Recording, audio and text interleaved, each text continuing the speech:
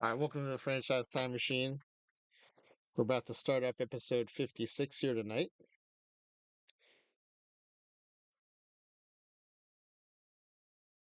It's a kind of a continuation, kind of a build up on top of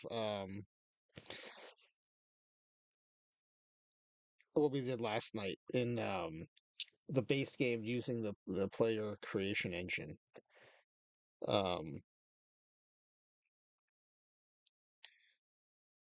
so so last night's episode was based on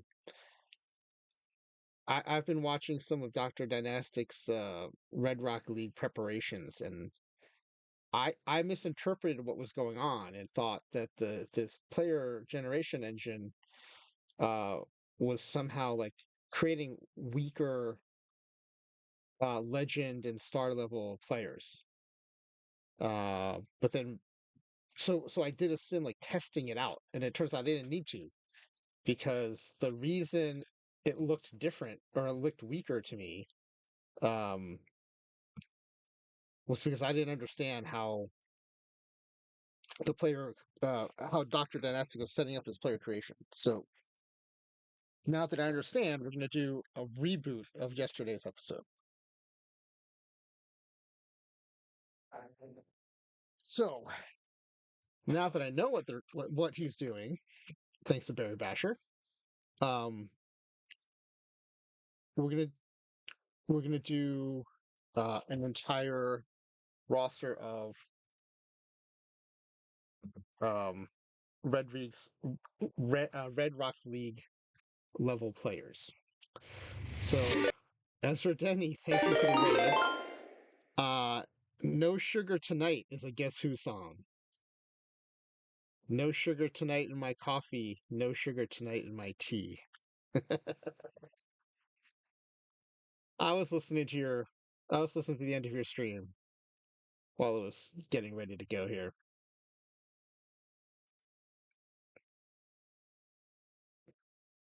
Yeah, so you know what, Ezra, until you were saying those lyrics and singing those Mr. lyrics, I had no idea what word came after Kyrie in that song. So I learned a lot tonight. Even a song that I've heard like a billion times and that got stuck in my head as soon as you mentioned it. Uh, I didn't know that Eleison is the next word in that song, and I don't even know what it means. Um, yes, Brent, no sugar tonight lyrics. Thank you. I hope I got my part of that right, Brent. I'm not sure. It's been a long time since I've heard that song, um,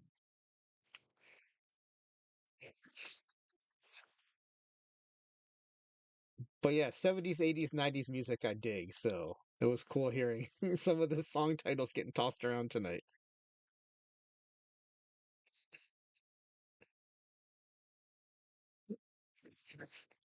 Do you like you don't like Mr. Do you prefer David Hasselhoff? He's supposed to be popular in Germany, right? Oh, Ezra, don't even get Broken Wings stuck in my head, please. I, I'm gonna have these songs stuck in my head now from the beginning of the stream.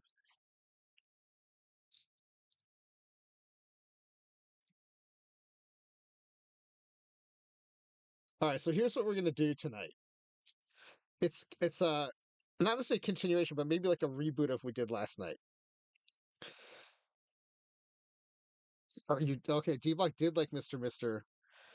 One of his first favorite bands was Aha.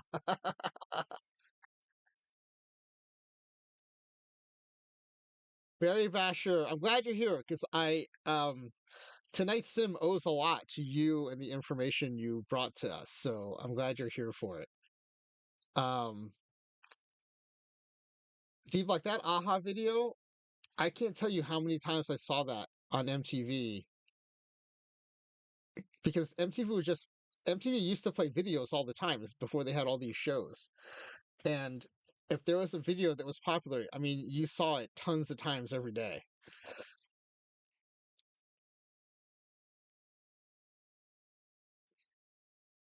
Oh, very much. That's right. You were going to the game tonight. How was it?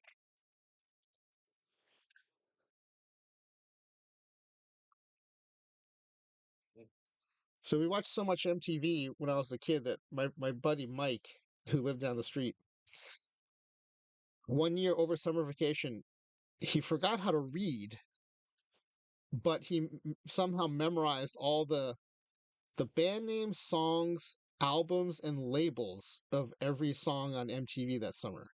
Because that was the information that would show up in the bottom corner of the screen when a video came on. So he knew all those, but he forgot how to read. A good pitcher's duel for 4.5 innings. Then the other side of Hendry showed up, and the pitchers came back for remaining. Okay. So did you end up with like the football score? When We Are the World was released, they played it every hour on the hour. Yeah, yeah, that's what they did. They would just play song videos into the ground. I don't remember ever getting sick of a song though, even though I would hear it over and over. 6-0 Royals, and all the runs were scored in the bottom of the fifth. Did you hear that, D blocks? D block? Barry Basher got to see a Royals victory.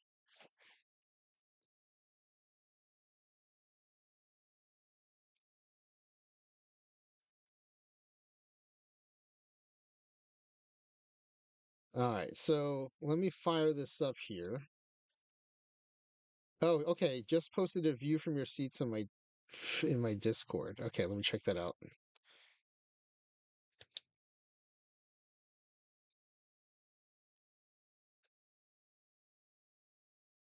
Whoa, those are good seats behind home plate too. Wow. Let me see if I can let me share this. Um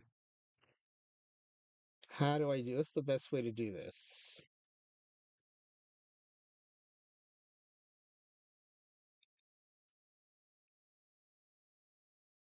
I'm bad at Twitch.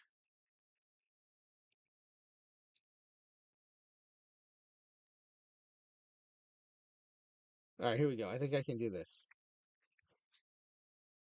Oh, I guess I should have asked Barry Basher if it's okay if I share this. Sorry if I hope it's okay that I shared this.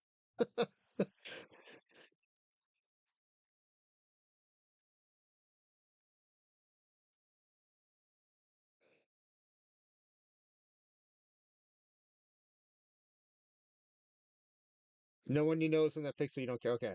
I apologize. I should have asked first. I was so worried about whether I could technically do it that I didn't even think about whether I should do it. Those are some nice seats, man. That's really cool. I think it's interesting um that the backdrop from home plate is so shallow. I feel like most stadiums now they go up so high.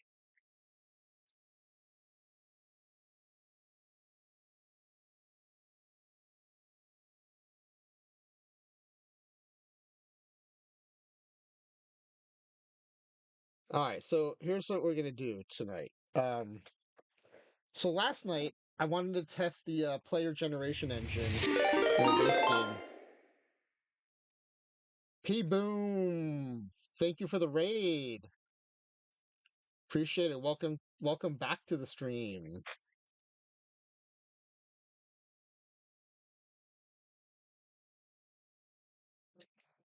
I did watch quite a bit of your Mets stream tonight, and I could finally hear your voice towards the end. So I don't know whether I just had my earbuds weren't working or I had your volume too low, but it was cool getting to hear you talk about what you're doing towards the end there. But I was also cooking and watching the Olympics during a lot of the evening, so I would see like most of oh his mic was off.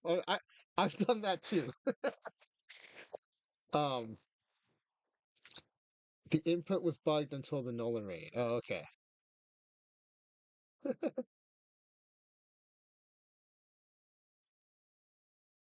Well, I did it so bad that I went ahead and got an emote made for myself. So I was muted for like 8 innings of a game.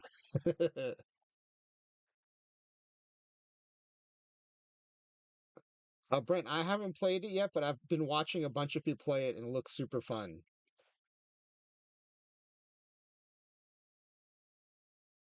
Oh, you wish I could have watched the full 4 game slot. Yeah, it was more than 8 innings actually.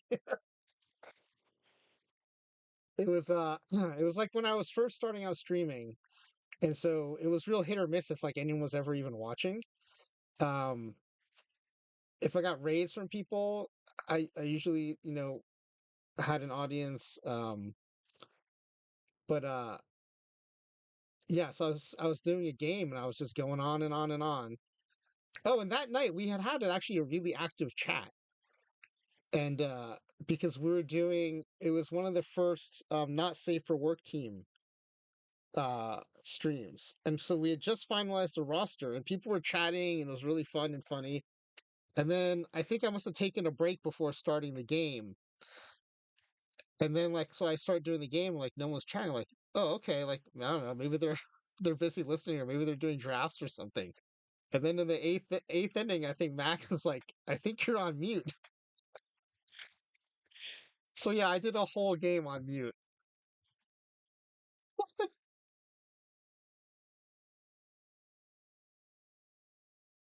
So you got swept by the Dodgers and the Reds. Boom did 8 games. You know what? I mentioned in the chat though that I couldn't hear you. So maybe did you just think that I was the only one who couldn't hear you?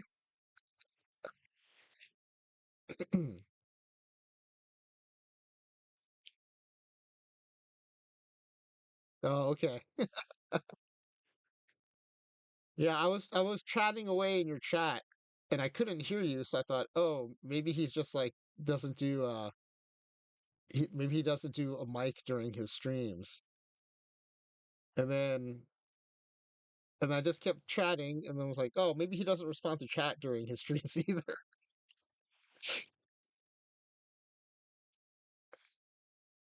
All right, let me get the base. Oh, so yeah.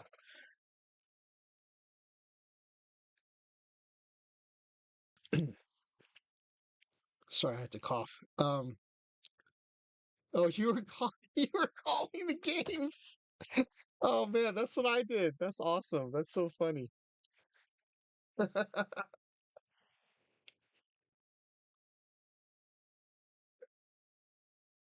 Your call was probably really good too, because in my mind, I was doing like the best play-by-play call that no one could hear.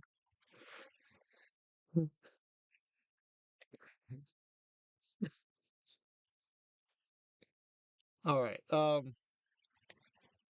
Okay. Oh wait, before we go to the base game. Oh, here's what I was going to explain.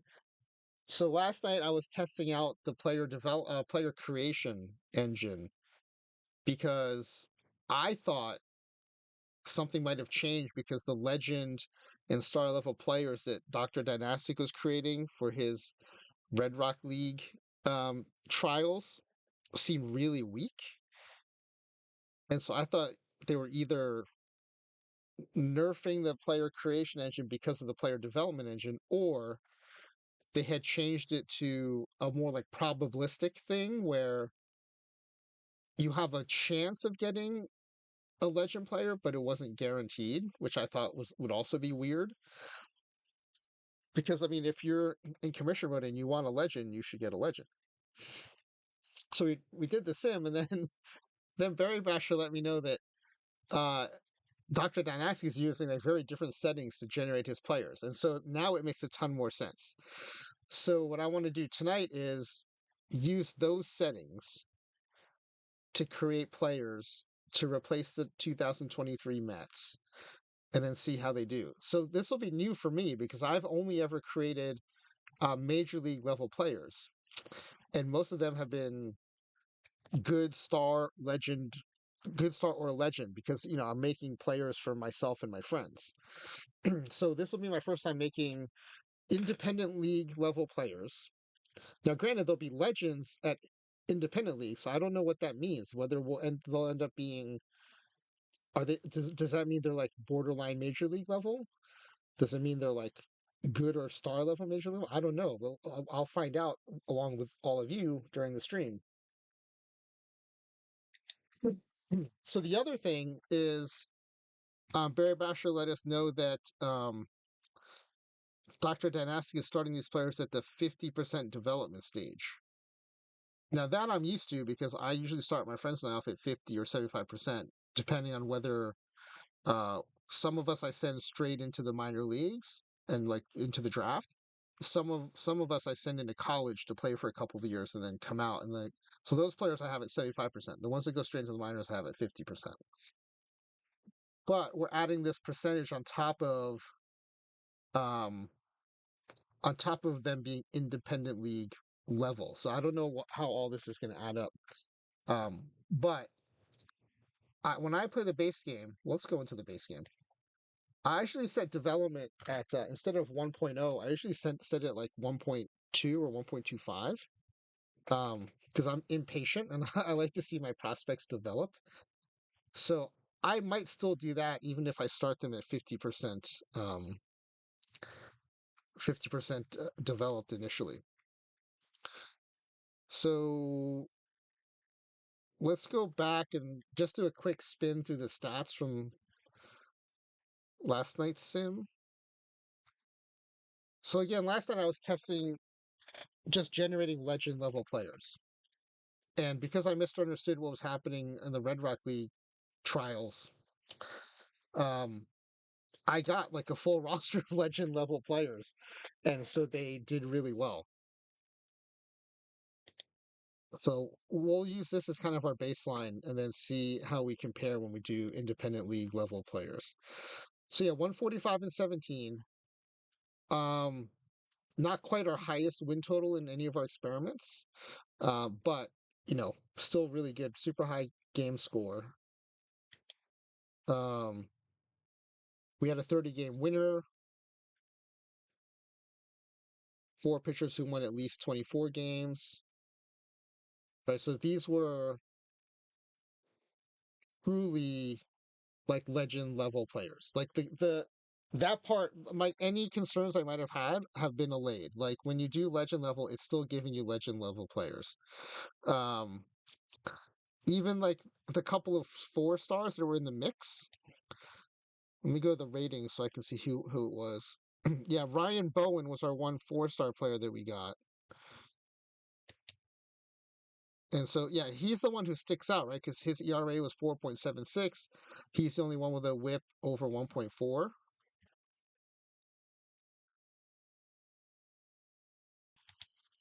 So, I mean, he does concern me a little bit because if I'm generating a legend level player, I don't want this guy. Like this guy's not a legend level player. All the others, I have no problem with. Like if I got any of these other players, I'd be like, yeah, that's pretty good. That's kind of what I'm looking for with a legend level player. So I don't know why we got this one 4 star player. We actually got two. One of them we sent to the minors because I had set up a 26-man roster and I had forgotten that in 1991 it was still 25-man rosters. Actually, let's go see how our other player did in the minors. So there should have been a minor league season going on, so we should. So let's see his stats. Oh, he's a third baseman, so his batting stats. Yeah, so in AAA, he had 362 with an 1147 OPS, 36 bombs in 138 games. So yeah, he's I mean, even if you translate to that, well, actually, we can translate to major league level using editor. Yeah, he's a 304 hitter with 26 home runs. So even though he's 4 star, that I think that's fine. I think I would not have been disappointed to get him when I generated a legend level player. Now, granted, my expectation is still like if I'm saying legend, I'm thinking Hall of Fame career. So 304.26. I think that's maybe on the low end of what I would expect from a legend, but I think it's in the range. So yeah, let's go back to their major league, and then here's what our batters look like. Again, they did play like a league, like a roster of legends. Um, 4 players with OPS over 1,000. Almost the entire roster with an OPS over 900. You had one dude hitting 42 home runs, 52 home runs, a couple hitting over 40, and then several more hitting over 30. So this is what I would expect. The one interesting thing was there was not much speed in here, and given how much the AI seems to like speed, both in terms of setting lineups in the base game and giving out awards. Like for all-star voting, for MVP voting, its WAR calculation and its voting calculation seems to really value stolen bases. And so because of that, I thought, when you generate a bunch of legend level players, I thought there'd be a lot more speed in there, but there wasn't. Um, so that was the one maybe surprise here. So yeah, so given that I had misinterpreted what was going on, this is what I would have expected from a roster full of legend level players. So we'll exit out of this and we'll create a new save. Now I'm going to create them as Dr. Dynastic is creating them. We'll use the same settings. And as far as we know, those settings will be young, just like we did, 22 to 25, 50% developed. We did 100% developed. Um, and our destination league was MLB, and this destination would be independent league. I know the 50% development will make a big difference, but it shouldn't make a difference on the potential ratings. So I'm assuming if there is a difference between the legends we generated last night and the legends we generate tonight, it should be in the potential levels based on the league destination. So we'll see what happens. I have no idea what's going to happen, which is kind of my favorite kind of experiment. So last time we named it Legend Generation Test. This time we'll name it Legend Generation Test IND for independent.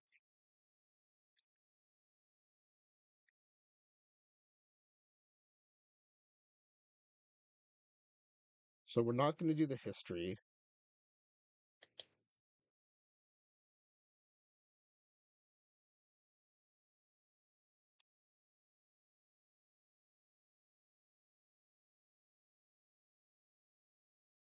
We will do minor leagues because the other teams might need minor leagues.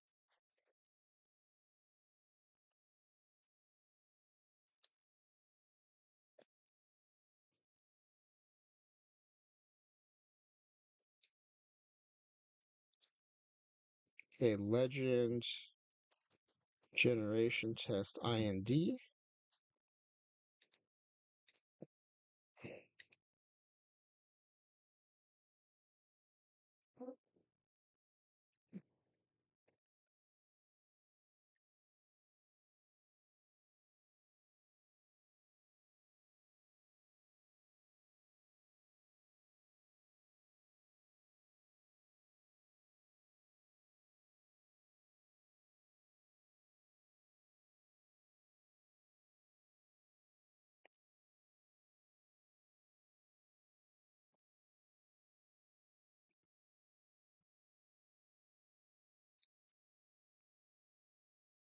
And in full transparency, I have one eye on the replay of the Olympic opening ceremonies.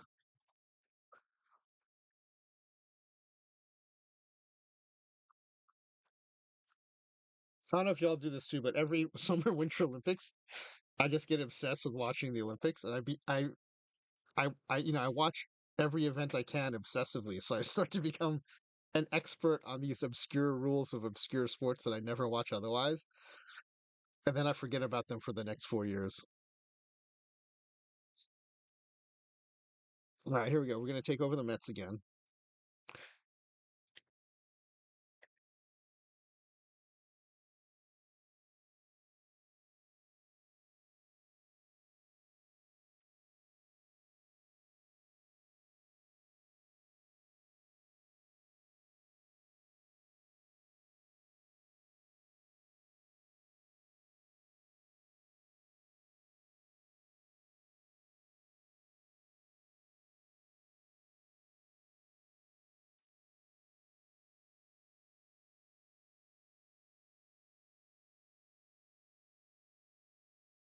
Okay, so let's go ahead and clear out that roster.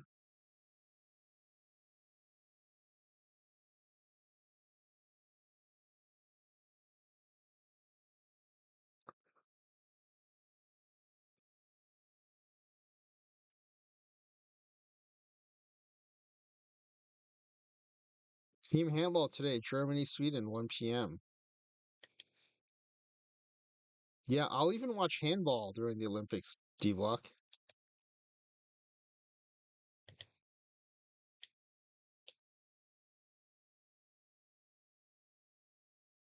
Water polo, I remember watching a lot of water polo. It's been so long since the last Summer Olympics, I've forgotten all the rules again. But I remember yelling at the TV that the other team was breaking some rule that I just learned about like the day before.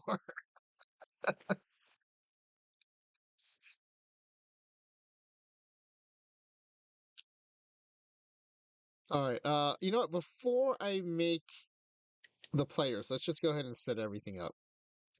So we're going to turn scouting off. This is a little confusing, but turning scouting off actually makes scouting 100% accurate. When you have scouting on, then you have scouts who are imperfect and you can adjust how imperfect or perfect they are. But turning scouting off actually gives you 100% accurate scouting. I think it makes sense if you think through it, but it can be confusing, I think. Oh, and then for we're gonna leave.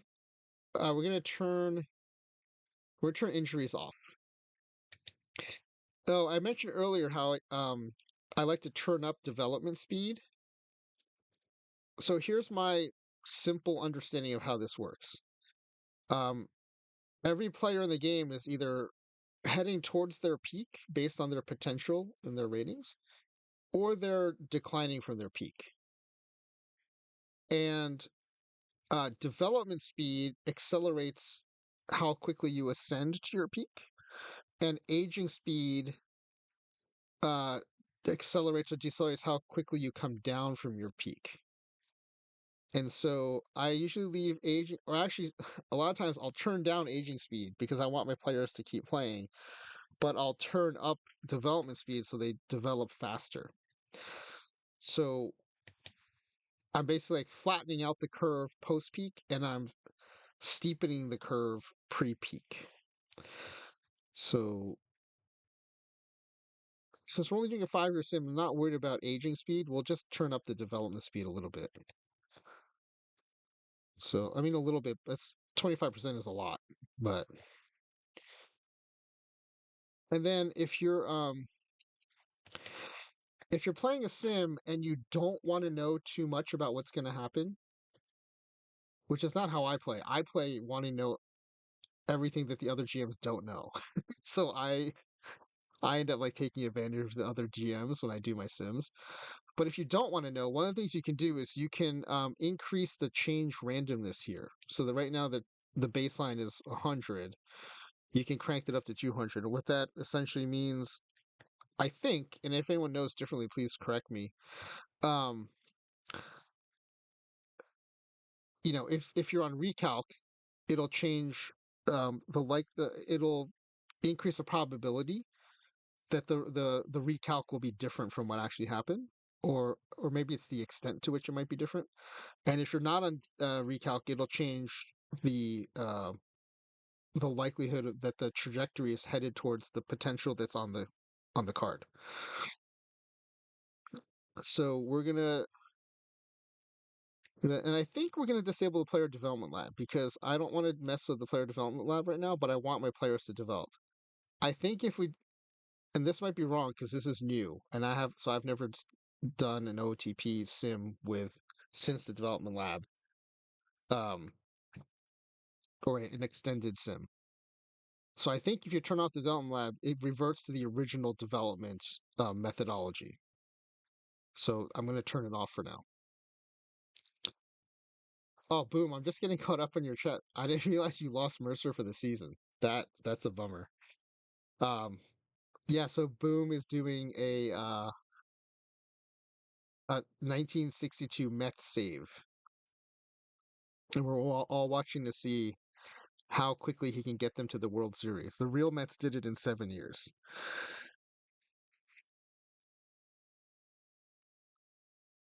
pulling out for half the season. He's still third in WAR. I sometimes look at that 69 Mets roster and am amazed that not only that they won the World Series, but they even got to the World Series. Oh, Mercer is third in WAR. Um, I mean, I look at that roster and it's not a super impressive roster. I guess maybe on the pitching side it's pretty good, but it's not like one of those teams you look at and like, oh yeah, this is like an all-time great team. I look at it, I'm like, wow, how did they make the playoffs?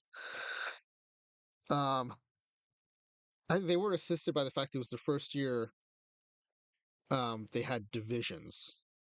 So the first year they had an NL East and an NL West. So I'm sure that helped. Okay, so yeah, I'm going to accelerate the development because we're going to start with 50% developed players. So I think that'll help us see some improvement quickly. Um, when we brought in my favorite all-time major leaguers as 15-year-olds, the second sim we did on suggestions from chat is I cranked this development speed up to like I think 9,999. So our 15-year-olds by the time we hit the All-Star break, we're playing like full-fledged mature Hank Aaron's, Willie Mays's, Ted Williams. It was pretty awesome. But they had dug a hole so deep in the first couple months, because they were high school kids playing against major leaguers that they finished 4 games out of a playoff spot. But if they had made the playoffs, they probably would have won because they were all fully developed by then. So that was a fun sim, and that's the kind of fun you can have playing with things like development speed and aging speed. So I would imagine if you turn aging speed down, let's say to 0, you know what? I'm going to do that. I'm going to try that. That's going to be one of the sims I do next. Is let's try turning aging speed down to 0 and see like how long do people stay on their peaks. And someone like Nolan Ryan or Randy Johnson who pitched into their 40s, like can they pitch into their 50s? Um, let's try that out next time. I think that'll be a fun sim. So yeah, just like playing with this section of the um, settings alone, I think it could be a bunch of different experiments we could do. But okay, sorry. Let me get back to setting up the league here. So I turned injuries off. I'm turning injuries off because we're only taking our 26 players. Oh, Boom. That's right. Boom traded for Willie McCovey and Juan Marshall in his save, and it looks like McCovey won the home run title. That's awesome. And then in league settings, we're just gonna go ahead and change the name of our team. This time will be the Independent Legend Mets. And part of this is so that when I see screenshots and stuff in the future, I know what sim they're from. All right, let's change some of our manager settings. This will keep us from getting interrupted during our sims. Let me fix our email.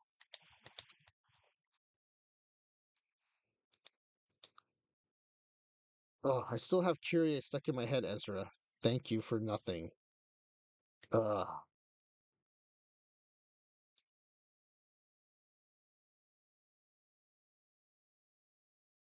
All right, so that's done.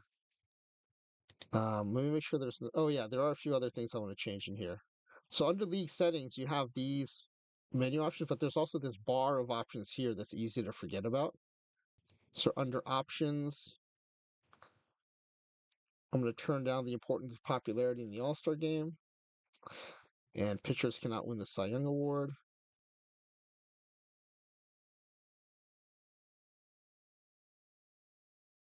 Max, are you talking about a sim or are you talking about in real life? I can't tell because I know they just acquired the Mariners acquired a Rosarena too, right?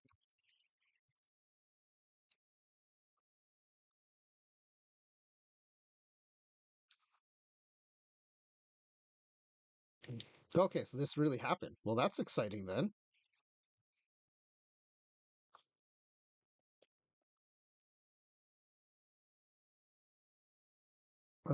Okay, so what else do we need to do?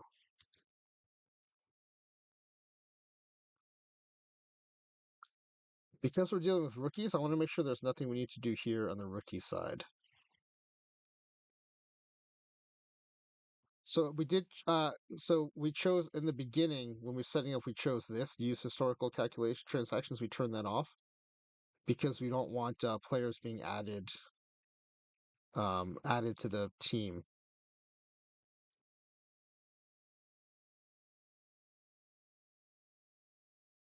I think we're okay. Now this is where you see the active roster size in 1991 was 25. We could change it to 26, but instead, I'm just gonna make sure we only generate 25 players this time. Although it was fun to see how our one four-star player did in AAA. That was kind of cool. All right, so I think we're ready to create our players. So all player importing and creation takes place in the free agent stream. All right, good. Since there's only two players here, I'm just going to delete these guys so that um, I don't have to search for our players. Because when you create players, unfortunately, there's nowhere for them to go but the free agent pool. And then we have to go in and assign them to our team. I mentioned this last night too. I think a great quality of life change would be the ability to assign the three-letter destination of where your created players go. All right, so now we're going to use the settings that Doc is using. We're going to first we'll do our starting pitchers. We're going to do 6 of them. They are independent leaguers. Random nationality is fine. Age is going to be 22 to 25. Whoa, is Ezra still in the chat? Because Boom just says that Willie Mays got dropped by the Giants into the expansion draft. And these are all going to be legends, and they're going to be half developed. Now, half developed just means their current ratings will be cut in half. Their potential rating should still be legend, but now they're going to be legend for independent league, which I don't know what that means. So we'll find out. Service time will be automatic. Draft eligible, not eligible, and destination league. Well, I want them in our free agent pool. So I think it's more this player type that's going to drive the generation and not the league. I'm going to leave the league MLB for simplicity because I don't want to have to search in a different league to find our players. All right, so let's create 6 of these starting pitchers. Now, when we did this for player type, I think it was default, right? We did get mostly 5-star players. The exceptions were 4.5-star, and only 2 were 4-star. So we're used to 4.5 and 5-star players. We'll see what we get now that we set it for independent leaguers. So this is what happened. It'll give you the names of the players that created, and then you have to go hunt for them in the free agent pool. And it says all batters. This is why we're not seeing them. All players. Okay, no, we're still getting 5-star players. That's interesting.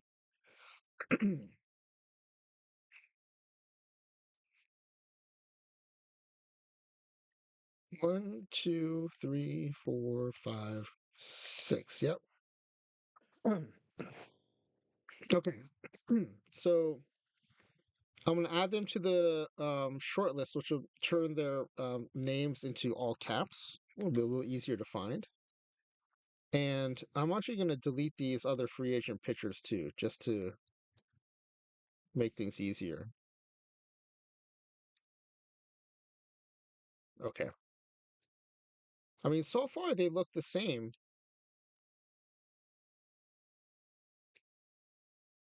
So I guess maybe we're going to learn that the independent league. Well, wait, we set the.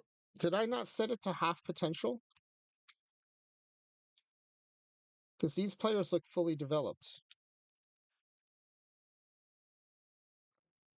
All right, let me delete these players and try again. I might have forgotten to set them to half potential. I thought I did though.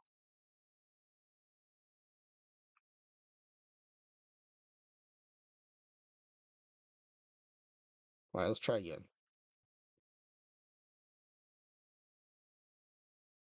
Okay, it looks like no, this is the default. So it went back to the default. So I don't know if I did it right or not. Starting pitcher, independent leaguer, 20 to 25, legend, halfway. I mean, I guess we can experiment. We can send them to the lowest level. We can send them to the Gulf Coast League and see what happens. And we'll make 6 of them.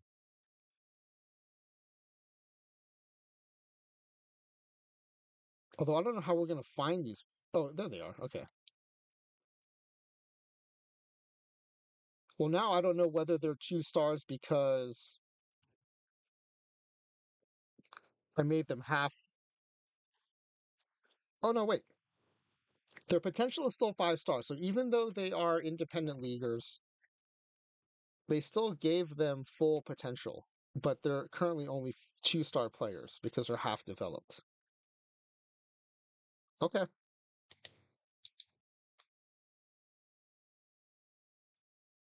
All right. We'll see what happens.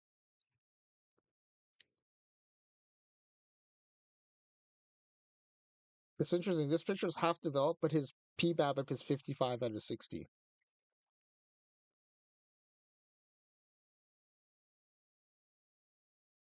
And this is with fully accurate scouting because I turned scouting off. All right. Well, we'll see what happens. We're going to send all of these to the Mets.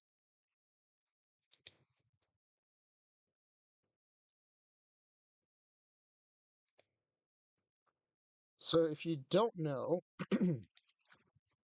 in Editor, on the first page on the bio page,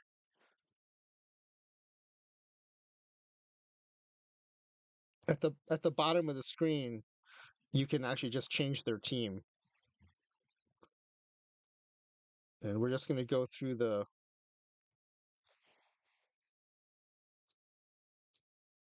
I was hoping it was going to let me arrow down, but I guess it's not.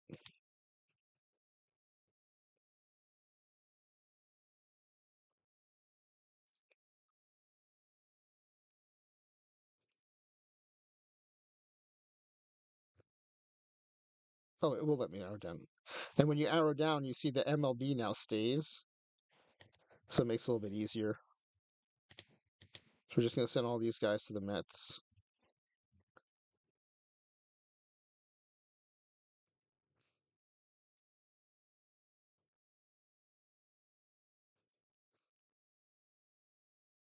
Okay. So we have 6 starters, and presumably the bench coach will make the weakest of them pitch out of the bullpen. And so now we'll create. Okay, so we have 25 roster spots. I think it's since it's 1991, we'll go 11 pitchers and 14 batters.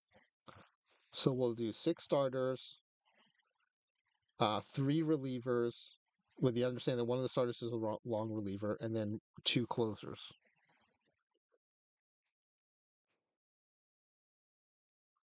So let's create our three relievers now. So reliever, independent leaguer, 20 to 25, legend, development stage halfway. It didn't seem to matter that I made it Gulf Coast League last time, so I think we'll just leave it as MLB. There's no independent league I can select here, so we'll just go with this.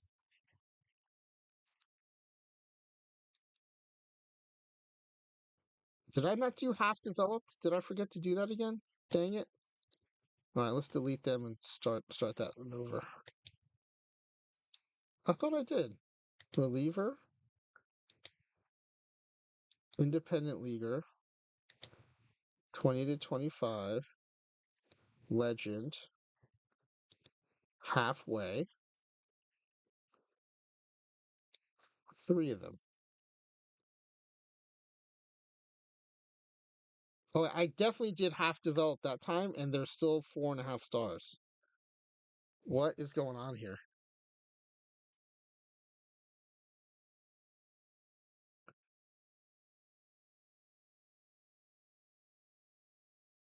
Okay, maybe it was important that I did rookie ball.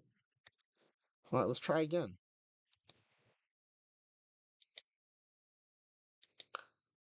Reliever, independent leaguer, 20 to 25. I'm definitely putting halfway, just like last time. And then I'm going to put them in the Gulf Coast League.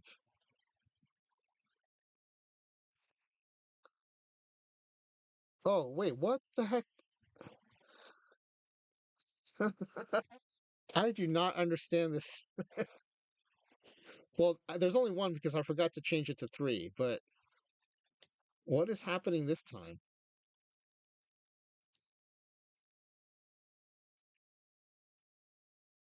I don't understand why these are so different every time.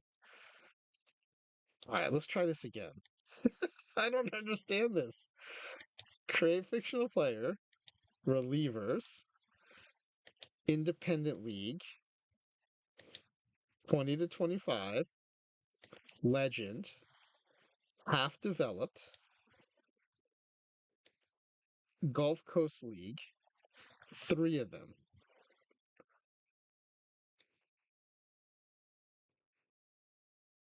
All right, now this is like halfway between because the potentials aren't 5-star, but they're currently 2-star. So the half developed is definitely there, but their potential is definitely nerfed.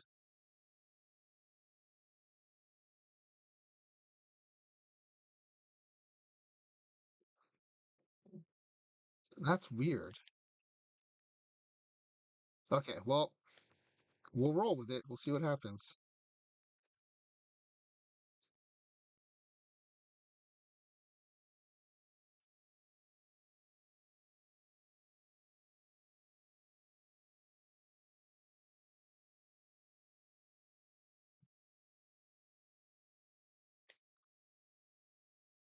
And then we'll do two closers.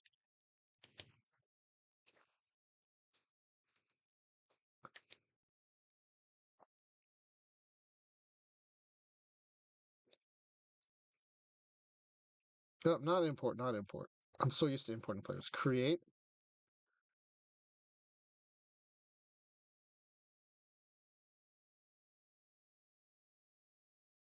closers, independent leaguer, 20 to 25. Boom says he's going to put his perfect team in for the current White Sox and see what record they end up with.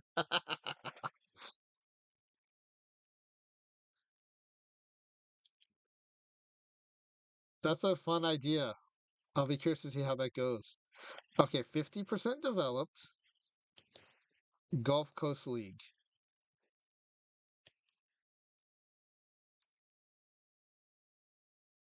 You're 30 and 100 in stone.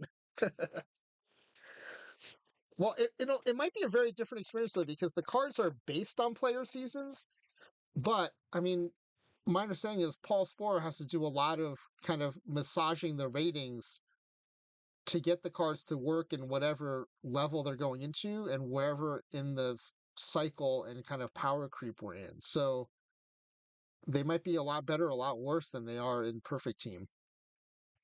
Like the real life Nate Cornejo was way worse, I think, than his 40 rated Iron card, which for cap tournaments plays, I think still plays pretty well. Oh, I only created one. I meant to create two. So let me create another closer. Closer, independent leaguer, 20 to 25, legend, 50% developed, Gulf Coast League.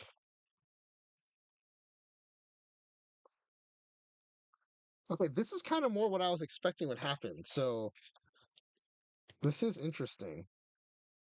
It does seem to matter the destination league I'm putting. So does it mean now this player is a legend for the Gulf Coast League?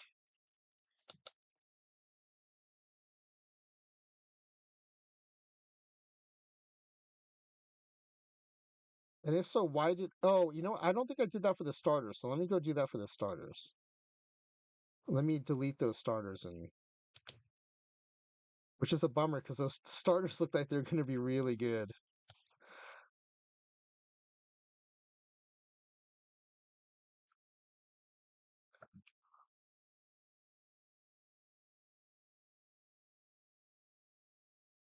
Let's go to our roster. I might have to delete out these starters.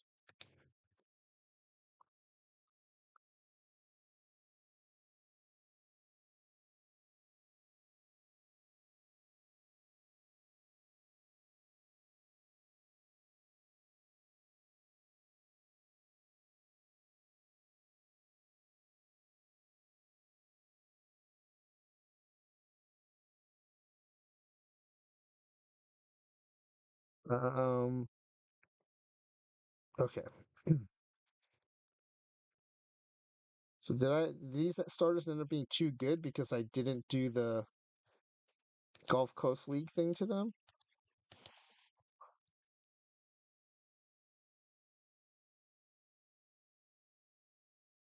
All right, let me try generating them again one more time.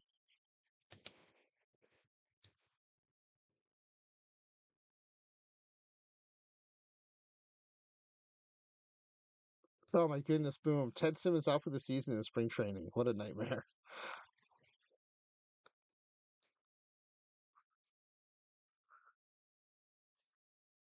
Even in fake baseball, the Mets are gonna Met. Unbelievable. Starting pitchers, independent leaguer. So I think this independent leaguer matters a lot less than what destination league we select. That seems to be the case. Legend, 50% developed, destination league, Gulf Coast League. No, we still get a 5-star potential.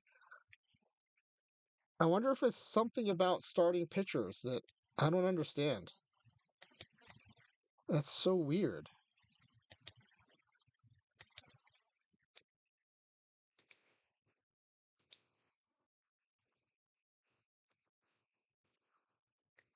The halfway developed part is fine. It's doing fine. With the other types of pitchers, when we put it to Gulf Coast League, suddenly their ratings drop. But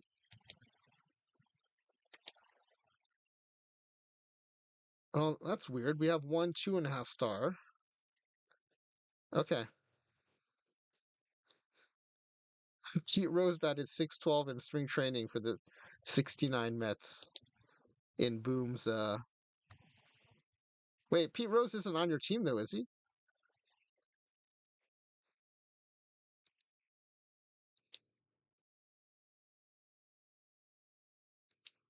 I don't know if I'm breaking the game, Max, as much as the game is just confusing me.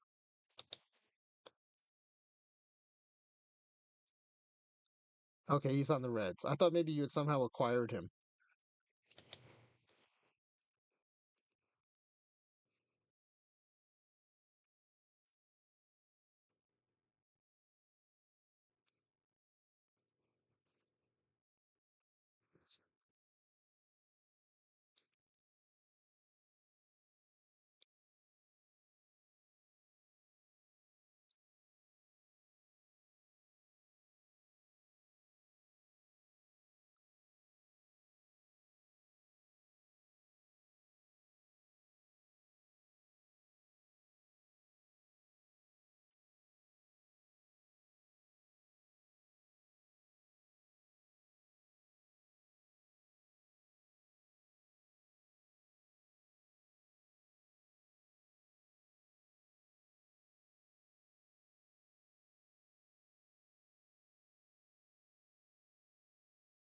All right, so let's do our catchers now. I have no idea what's going to happen with the catchers now. This is so confusing to me.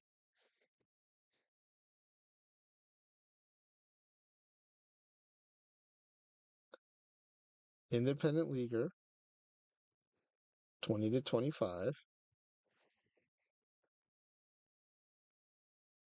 Legends, half developed, Gulf Coast League, and two of them.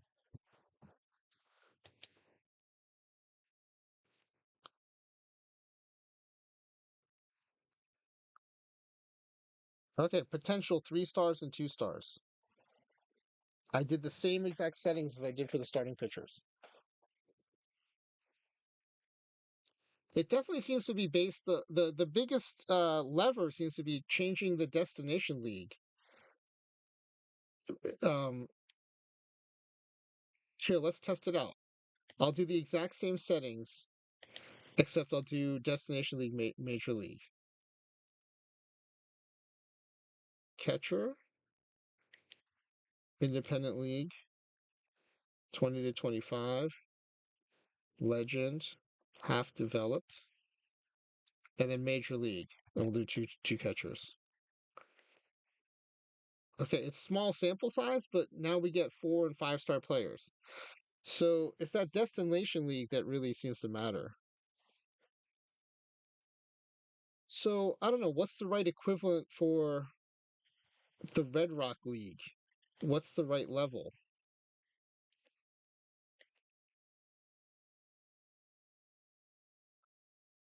Is it A ball? Is it?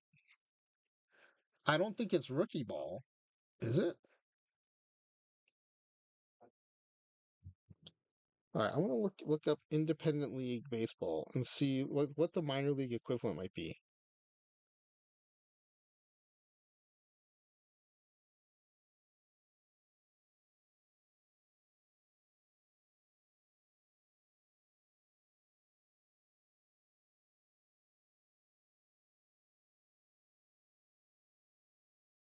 Okay, there are several independent baseball leagues that are considered equivalent to minor leagues. Okay, but what level?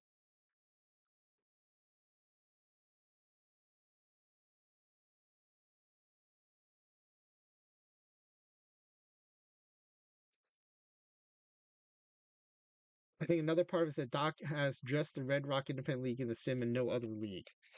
Yeah, that was that was Max's insight last night was maybe that's what was happening. So yeah, Max, I'm with you. I was thinking A ball too.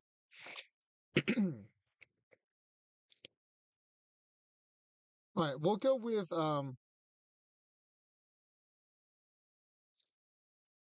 I don't know how any of these A ball leagues differ from any of the others, so we'll just do Carolina League. We're gonna make all our prospects Carolina League equivalent legends.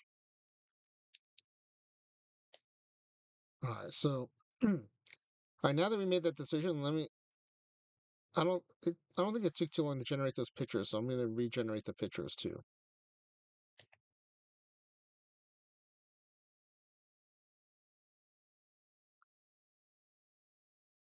All right.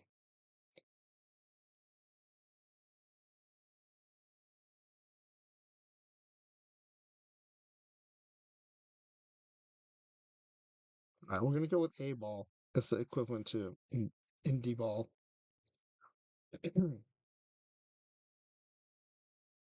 Independent leaguer. This seems to matter the least because when I changed this or didn't change this, Boom says the American Association of Professional Baseball is equivalent to Double A. Okay, that's really helpful to know. I think though, given that there are other independent leagues, I feel a little safer going with A ball because I'm thinking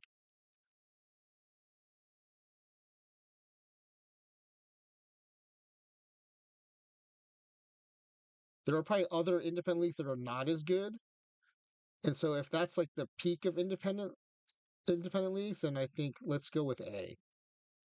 But this lever seems to matter very little, but I'm still going to call it independent leaguer. Higher A. Okay. Player quality legend, half developed, and then uh, let's do Florida State League, and we'll do six starting pitchers. You know what? There's something about starting pitchers. It's making them all 5 stars still, even though the other positions were nerfed. That is so weird.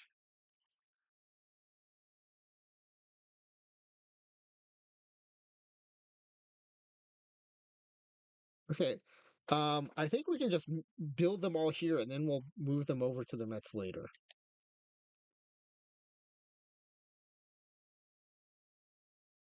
Starting pitchers are also normally lower rated when it comes to starts. Yeah, but for some reason, I agree, Max. I think that's right. But for some reason, they are the only position we've created so far. They've been all 5-star, even though they're destined for like a lower league. With all the other positions, it did seem to nerf them when we set a league other than Major League Baseball as a destination.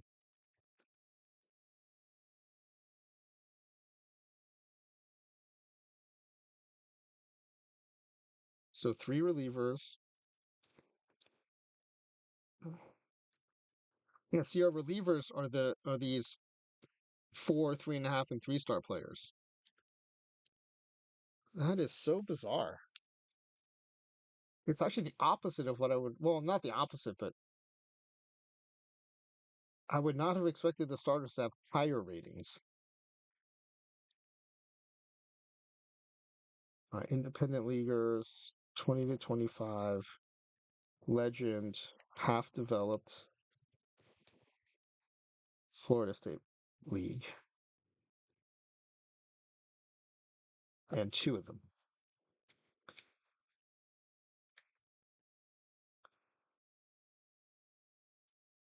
Well, those were 5-star. Well, no, 4-star and 4-star and 5-star. All right, they're still in the free agent pool, but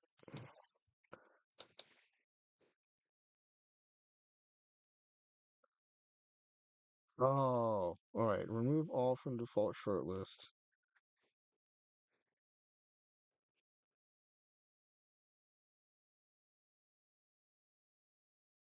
Okay, now they're on the shortlist. Now I'm going to switch the view to batters. The pictures are still in the free agent pool, but I just want to see the batters now. All right, catcher, independent leaguer, 20 to 25,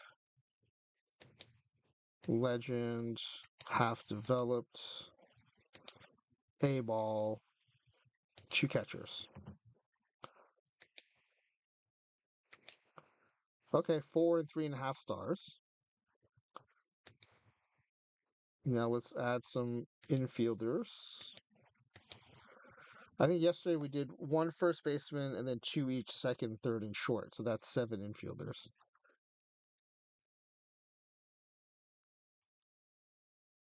So we'll do the first baseman first. Independent league, 20 to 25. Legend, half developed, A ball. And just one of those. Well, that's a 5-star prospect, but half developed.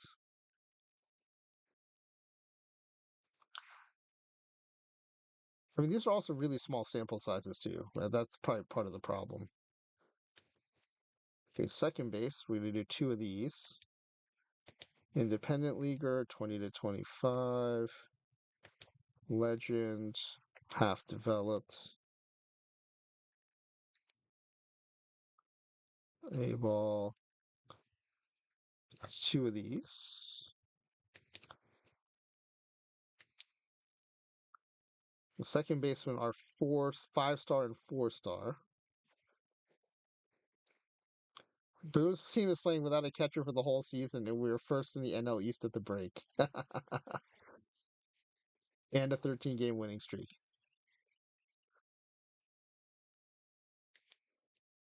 All right, 2 shortstops.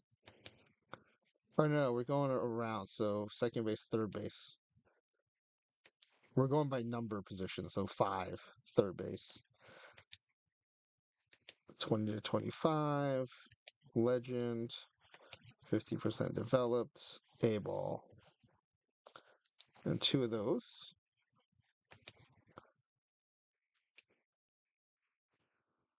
A 5-star and a 3-star. Yeah, I'll never figure this out. A 5-star and a 3-star from the same exact settings. They're from the same generation, so I could not have even messed up the data entry this time because they're from the same exact setup. Ah, player development and player creation engine. I don't understand you.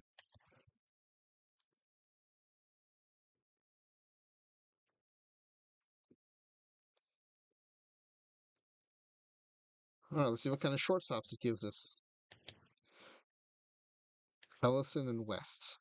A 5-star potential and a 5-star potential. Okay. Let's see what kind of. Let's see if we have any that can play back up at first base. That was a problem last time.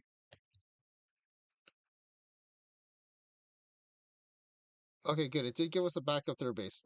Second baseman Kyle Nielsen can play some first base. Are there any other positions where you don't have any coverage?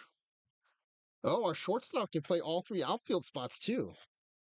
Nice. Future legend style.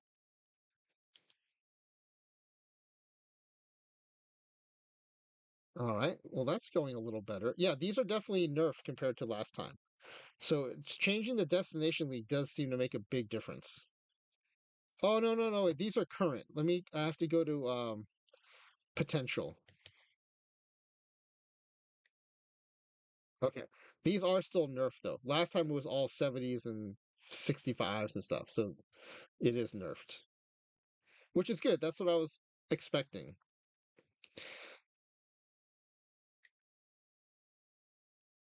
All right, we just finished the infielders, right? So let's do outfielders. I think we did one left fielder and then two each center and right field.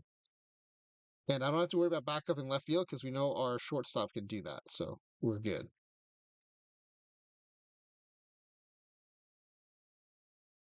Left field, we'll do one of these. Independent leaguer, 2025. Sorry, you guys have to keep hearing this. I'm saying it out loud so that if I hear myself make a mistake, or maybe you guys will hear me make a mistake, halfway developed.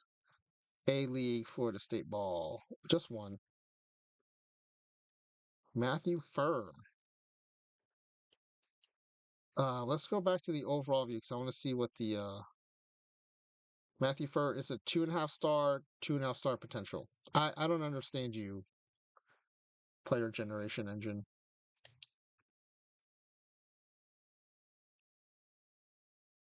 All right, center fielder, independent leaguer, 20 to 25, legend, half developed, A ball.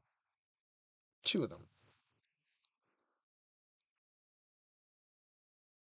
All right, we had a 5 star and a 2.5 star. What is going on? They're generated from the same single profile. And scouting is off. So the 2.5 star is not an incorrect scouting report. It is 100% accurate. I don't understand this. I don't understand it. It's amusing, but it's also frustrating. Because if I were actually going to be using the sim, I would be so annoyed right now.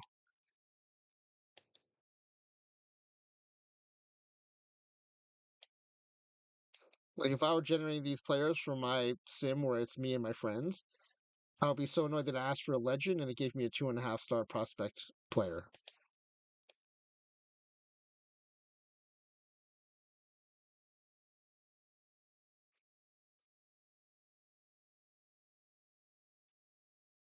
Okay, it comes through on the right fielder, so it gives us two 5 star right fielders. I don't know. This is baffling to me.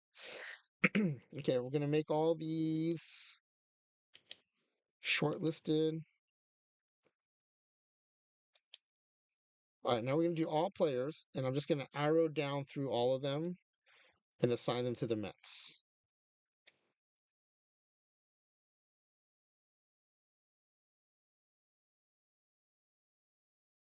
Okay. Arrow down.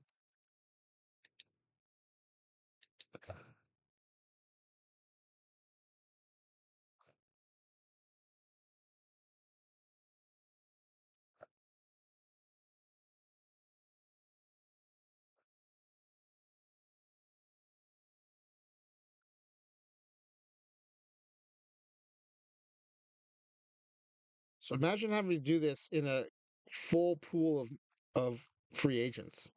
Like you can't just arrow down and just do a nice clean list. it can take a long time. And so that's why I would like the player creation to give the option of um, letting you define the destination of the created players. Because having to search for the free agent pool is bananas.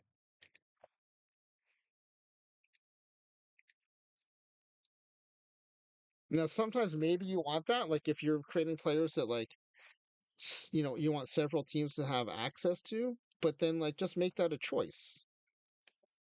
Don't or even make it the default, but make it a choice to change it. Like don't make it the one and only option. I don't know.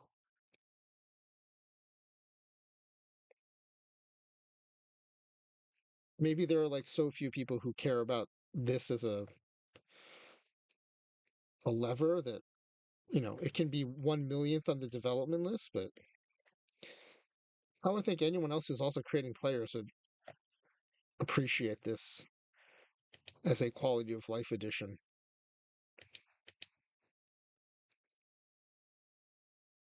Okay. See, we had the benefit of like this screen should be empty when we're done. But if it had been a full free agent pool, how do you know when you're done either? I guess you could look at your roster and make sure you got everybody, but what a hassle. Okay, so you can almost see where the starting pitchers end. Their overalls just drop. Haha, that could sound pretty bad. Their overalls just drop. But even their potentials, they're 5 star right through the starters, and then they drop until you get to the closer, who's also 5 star. All right, well, we're going to ask our pitching coach for, our bench coach for pitching staff. Okay, so Josh Smith, who is right here, he's our ace.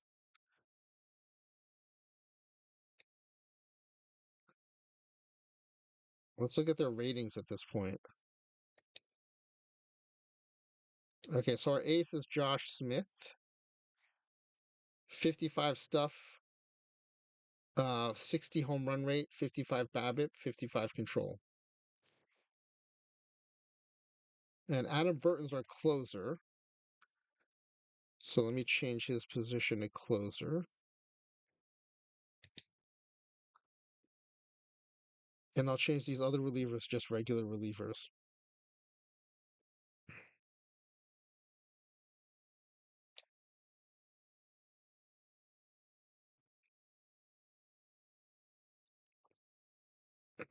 All right. Our closer is Edwin Correa, 55 stuff, 55 movement, 60 home run rate, 55 BABIP, 50 control. Okay. Again, I'm trying to keep in mind that these are all players that are 50% developed, so they have some ways, quite a bit of ways to improve. All right, then our batters.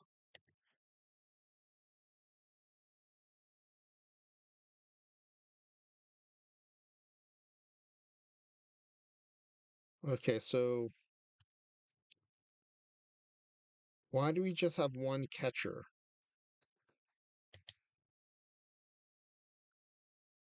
I thought I created 2 catchers, and there's no backup catcher identified.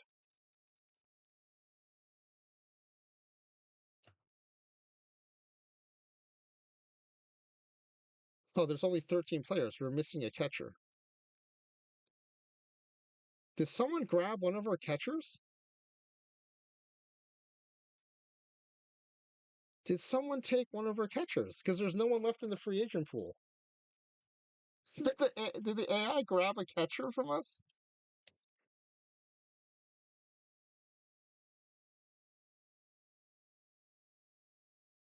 What the heck?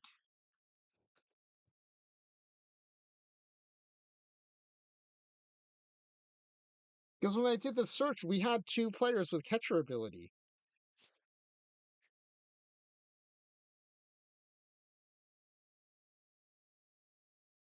Someone grabbed one of our catchers. Damn it. Because I know players can be grabbed from that pool while we're in it because um yeah, let's check the transaction log. That's a good idea. Thanks, Max.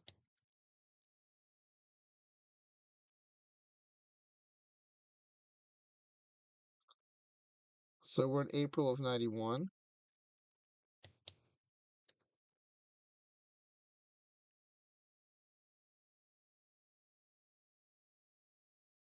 5 virtual dollars.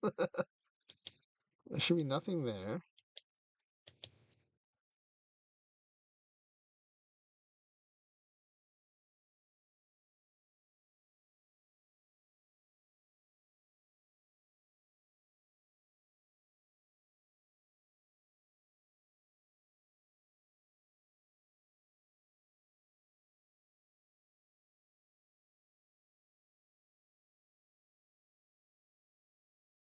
Complete transactions log.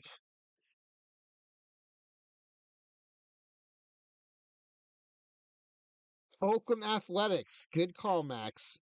They took our catcher. So here's what we do. We go to editor and we just assign him to ourselves. You can do this at any point you want. Major League Baseball. Okay. Thank you, Max. Man, the Oakland Athletics trying to steal our catcher.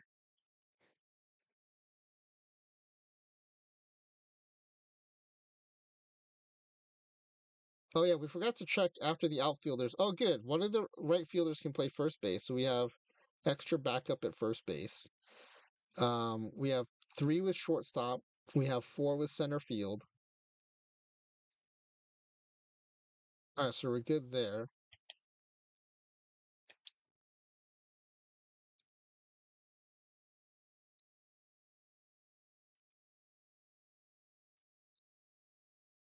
All right, so Jim West is our leadoff hitter at third base. He's our 4.5 star player. Mark Ellison's our 4 star player. He's hitting cleanup in most cases, cleanup or third. All right, I think we're good. All right, let's save this game.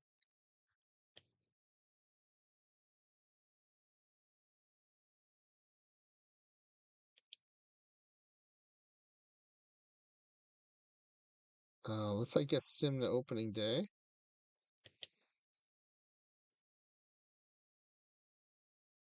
And then we'll do the backup after we get to opening day.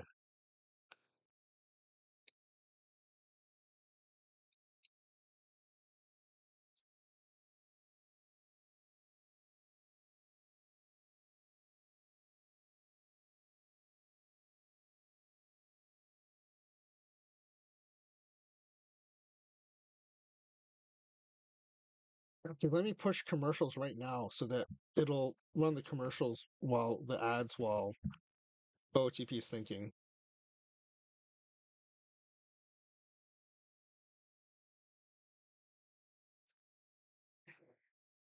Oh, never mind. It's done.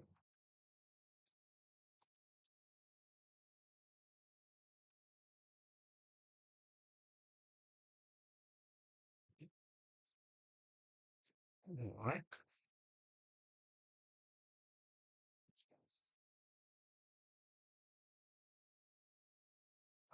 Let's do the backup.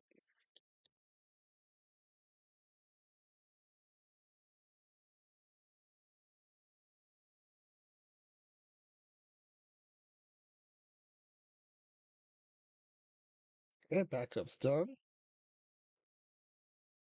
All right, let's go to standings. And let's sim a month.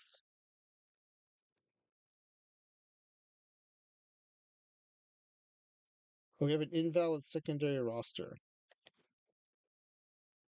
Oh, we have to put everyone on the 40 man. That's the problem.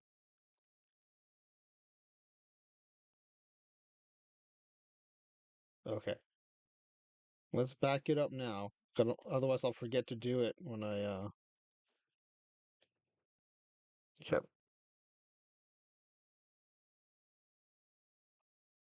Okay. You know what? I am going to run ads right now because I'm going to take a bio break, and this way we won't have any ads during the sim.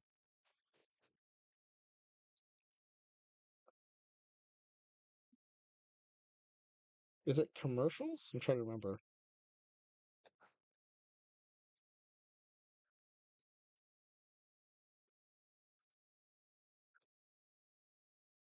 Okay. All right. Commercial ad break while I take a bio break, and then we'll start the sim.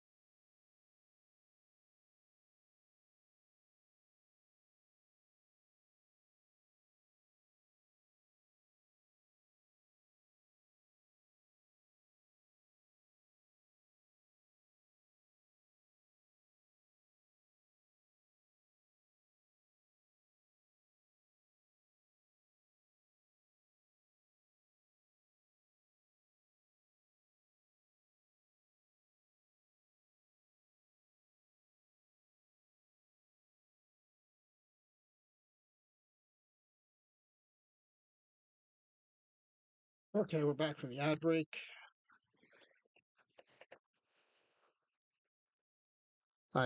I'm streaming from the basement for the next for the last week or so while my mother-in-law's in town, so it also takes longer just to get to the kitchen and the bathroom, so appreciate that time to do that. And let's go ahead and run the sim.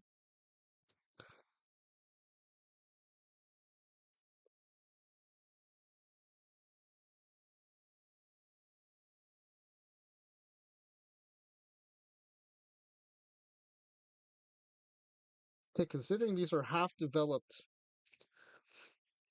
independent league destined legends, we're still doing pretty good. M. Garcia, Rookie of the Month.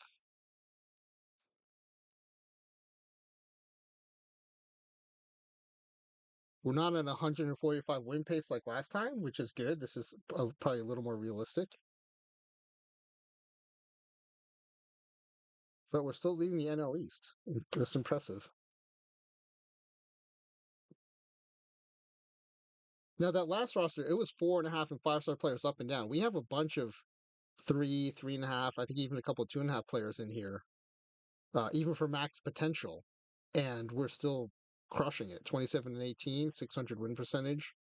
Um, Highest win total in the league, not the highest in the majors, not the highest win percentage. So the Rangers are a little bit ahead of us there. But we'll go to the All Star break.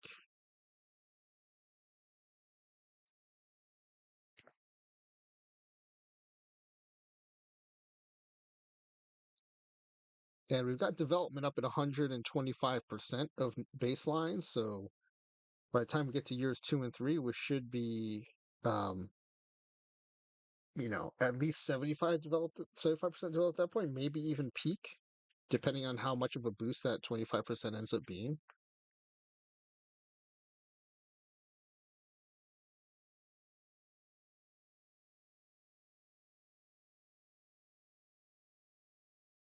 All right, we had a pitcher of the month. We had an 11 game shutdown streak. We had quality start streaks of 11 and 10, and a 20 scoreless inning streak. All right, so let's finish this day. 46 and 34, 575 win percentage. Still leading the NL East by 4.5 games, but we are now basically in a pack with three division leaders that are trailing the Reds, who are 51 and 30. So who was on this 91 Reds team? Is this like the Sabo era? Yeah, Sabo, Paul O'Neill, Barry Larkin, Hal Morris, Eric Davis. Yeah, I remember this team well. Did they have Cal Daniels on the bench, or is this pre Cal Daniels? Or I guess it could be post Cal Daniels. Oh, Reggie Sanders is on the bench here. Okay, yeah, I remember this team.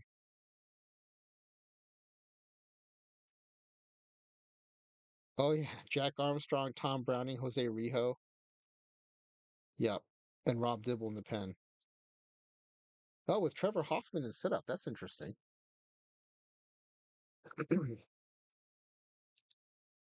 Okay, let's see how we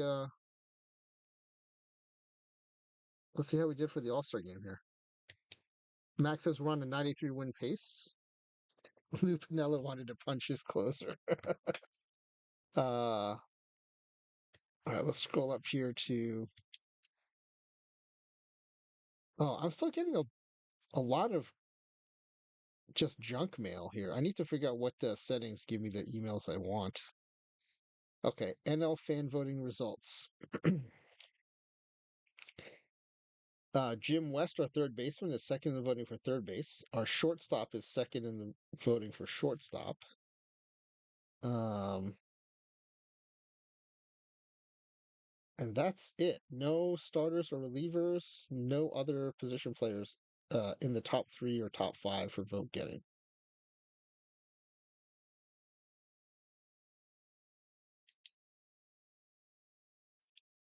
All right, so let me paste that info. And then let's see who actually made the rosters. We may have gotten some additional players in. Let's see.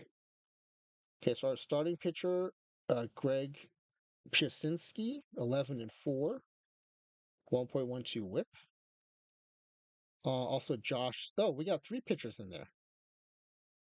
Nick Nash, who's only 8 and 8, but he made it. Greg Pierzynski, who's 11 and 4, and then Josh Smith, who's 8 and 7. Let's see if anyone else made it. Our shortstop, Mark Ellison, hitting 258 with 14 home runs. And I think that's it. So we had 4 All Stars. Not bad. Not bad for some 50% developed players.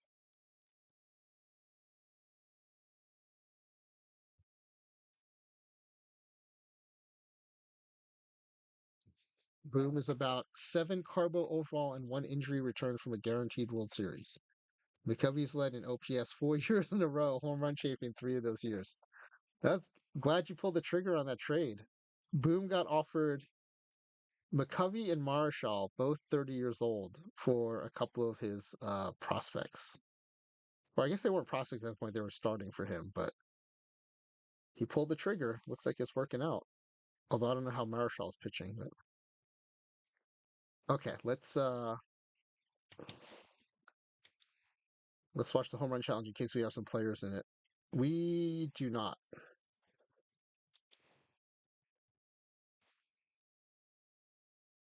Juan Gonzalez wins it.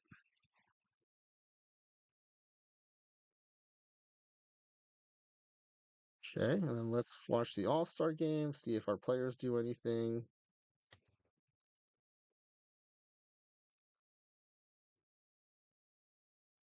Not watch, but let's sim it. Okay, the NL1, that's promising. Ooh, look at that win percentage chart. 6 runs in the top of the ninth to win 8-4. So the NL was down 4-2 going into the top of the ninth and scored six. How did that happen? What happened at the top of the ninth?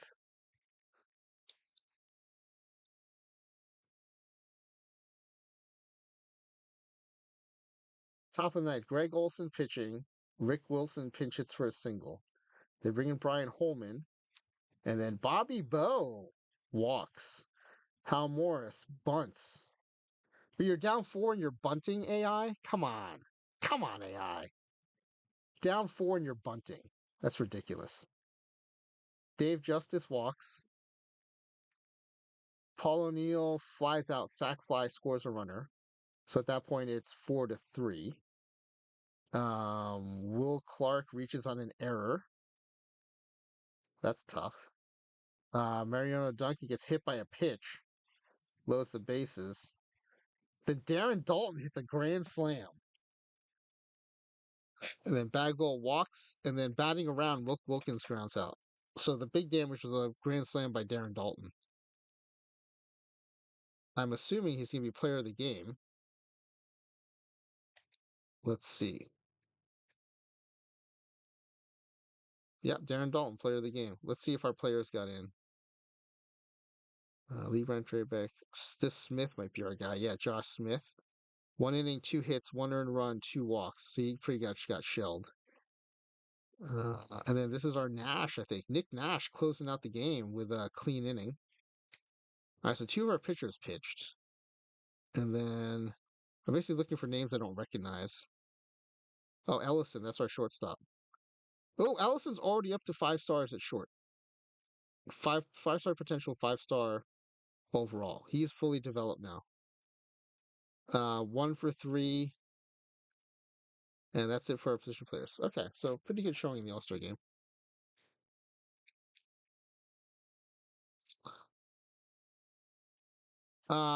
Boom. Whether you trust OSA or Scout is hard to say because it sounds like you have scouting turned on. One thing you can do to kind of mitigate your risk is look at both. Um, they can still both be wrong, but the chances that they're both wrong is lower than one of them being wrong. So that can help you maybe kind of triangulate what the real ratings might be. Yeah, it's hard to say. I always turn scouting off when I play, so I don't really have to deal with that challenge of trying to decide which scout might be right. I think the way the scouting works though is the more money you put into your scouting, into your player development and scouting, the more accurate they are. And also, if you go into your personnel, your head scout will have a reputation. If you are able to use editor, I don't know what your rules are for your sim, but if you can use editor, you can actually look in to see how accurate they are. If not, they'll have like a reputation ranking that can help you um, know how accurate they might be. I don't know. I don't know if that's a helpful answer. Hopefully, it gives you a little bit of help. All right, so let's go back to the standings now. We'll sim out the rest of the season. He's all perfect, and you have max money into amateur scouting. Okay, then you can probably trust your scout, I would think. All right, let's sim out the month. We've got one league leader here, and he's gone. Not one league leader there, and he's gone again. All right, we're still sitting atop the division. 4.5 games ahead, 5 games ahead.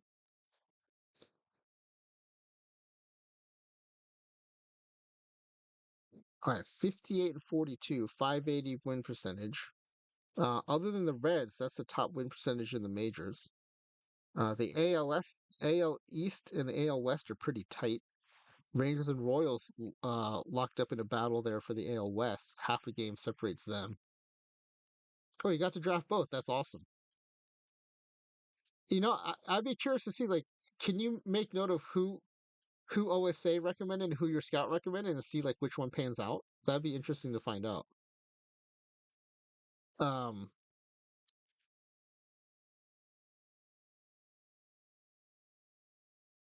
and then in the AL East, two games separate the Tigers and the Blue Jays. All right, let's head to roster expansion day.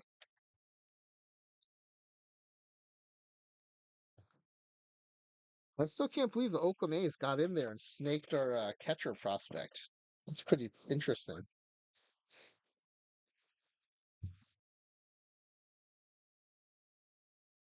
First handball match of the Olympics this year starts in about 10 minutes.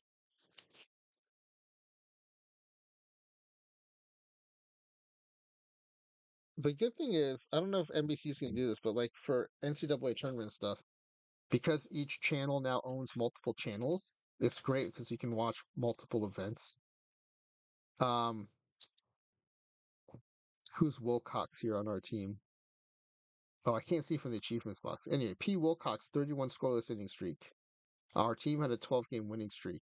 And A. Burton went 22 games without a run allowed and a 28-game save streak. So our closer's really crushing it, it sounds like. 80 and 49, 620 win percentage. We are now the number one team in the majors. And this is our first year starting with 50% developed.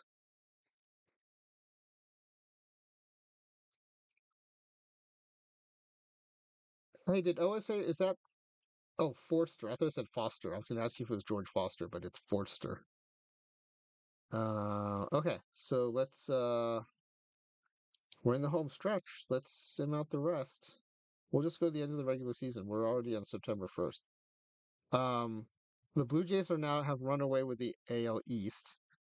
The Royals and now the A's. The Rangers have fallen off. The Royals and the A's now are in a battle for the AL West, separated by half a game.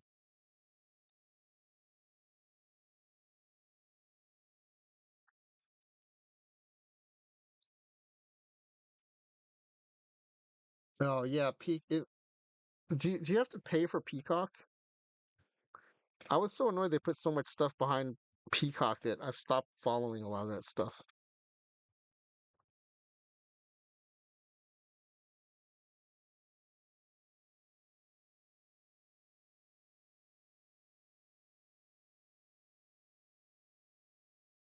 And I used to watch Tour de France every year, every day, like every minute.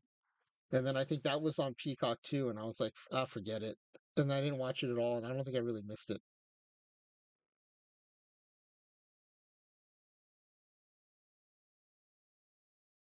Shutdown streak, 22 game shutdown streak by A. Burton again. 10-game win streak by G. Piasinski.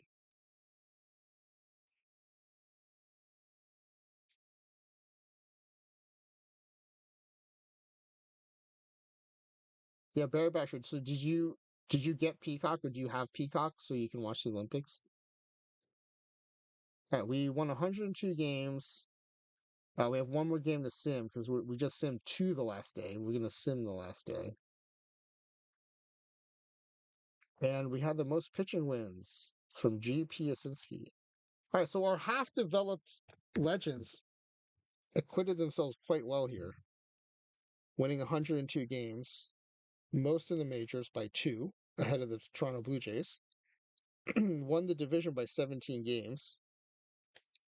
Let me just screenshot some of our stats here. It's interesting though. We're still, a bunch of 2.5, 3-star players, but I guess our 5-star fully developed players are really carrying the day.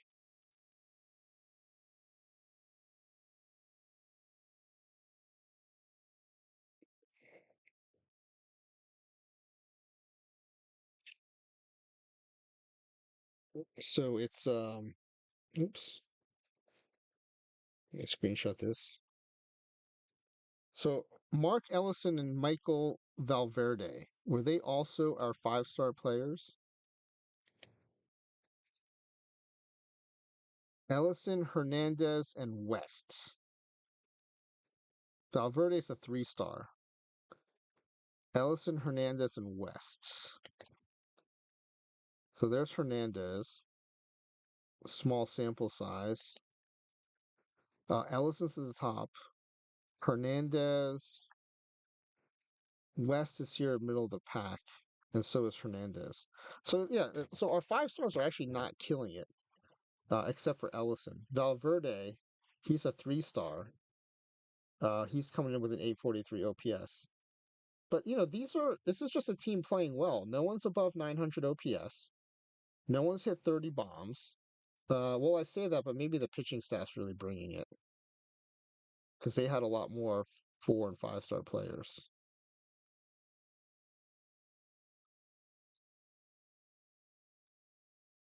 Okay, why do we have an injury? I have injuries off, don't I?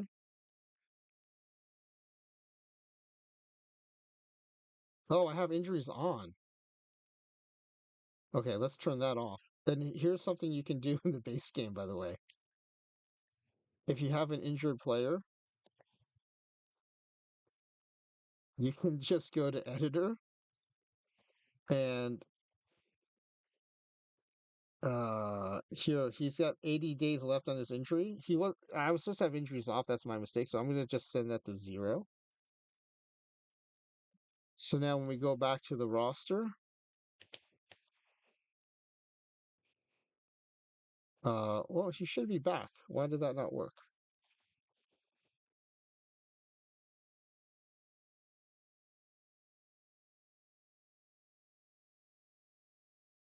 Oh, he's got 0 days left, so maybe he'll become healthy tomorrow. Do I have to clear the injury? I thought if I set it to 0 days, it goes away. Yeah, I cleared it. He's still showing up as injured.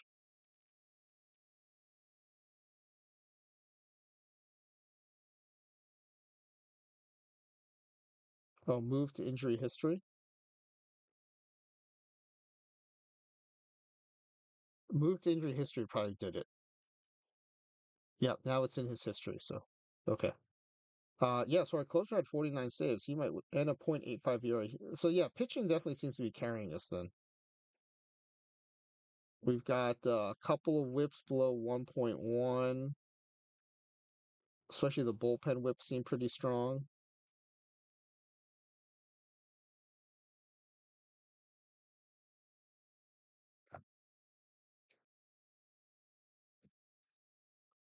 Okay, let's sim out this season, and then we'll speed sim the next season too. See how that the player development acceleration maybe helps us.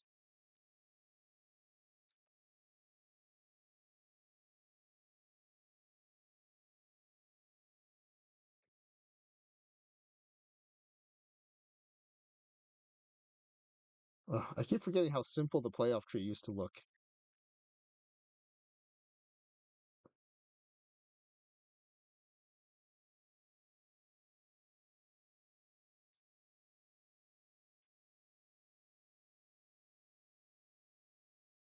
I think we're going to get eliminated by the Reds.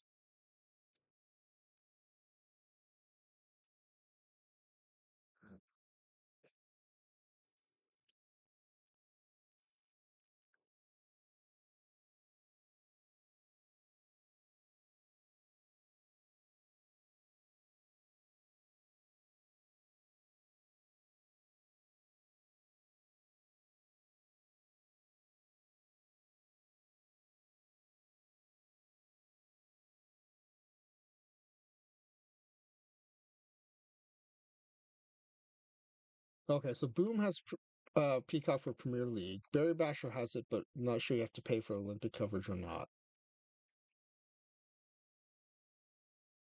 And Boom, are you paying for Peacock, or is there like a free version that has Premier League? I'm assuming for Premier League you probably have to pay for it. Oh, we do make it to the World Series. Oh, we came back from 3-2 down to win, so we're playing the Blue Jays in the World Series. Your pay? Okay. Maybe I'll pay for it for the Olympics, watch the Olympics. Maybe I'll go back and watch the Tour de France, and then I'll cancel it again. Is it like pay as you go? Can you pay and then cancel?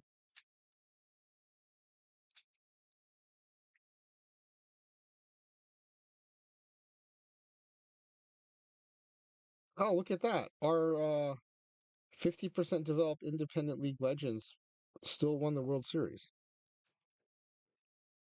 That's kind of amazing.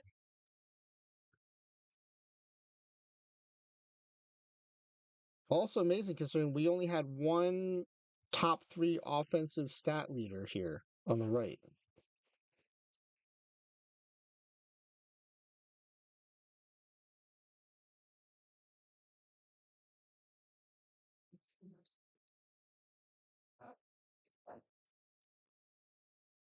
So your pay boom? Okay. Well, thanks for that info. It's helpful. I guess maybe I'll have to break down and pay for it. I mean, it's not that expensive, I don't think. It's just on general principle. I didn't like the idea of paying for Olympics and paying for Tour de France, but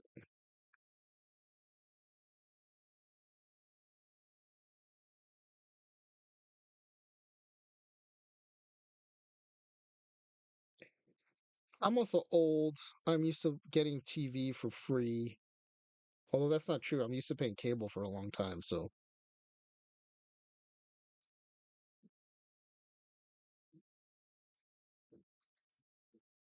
and man, cable's expensive.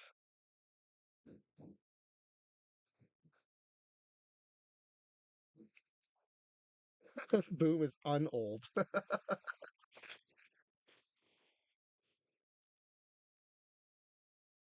Although my wife wants us to cut the cord and get rid of cable. I'm leaning towards that now, I think. I don't watch enough TV, I think, to justify paying that much for cable. It's like over 120 bucks, I think, a month. Okay, our season score is 11-15. That's pretty good.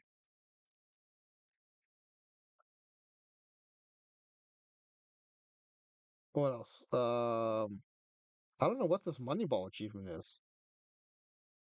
Does anyone know the Moneyball achievement? It's a gold. We have champions. That's good. Owner goal complete. Okay.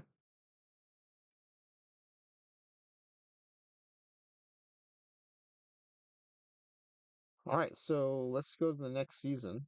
We should have nothing to do because we have all of our. Here, let's look at our salaries.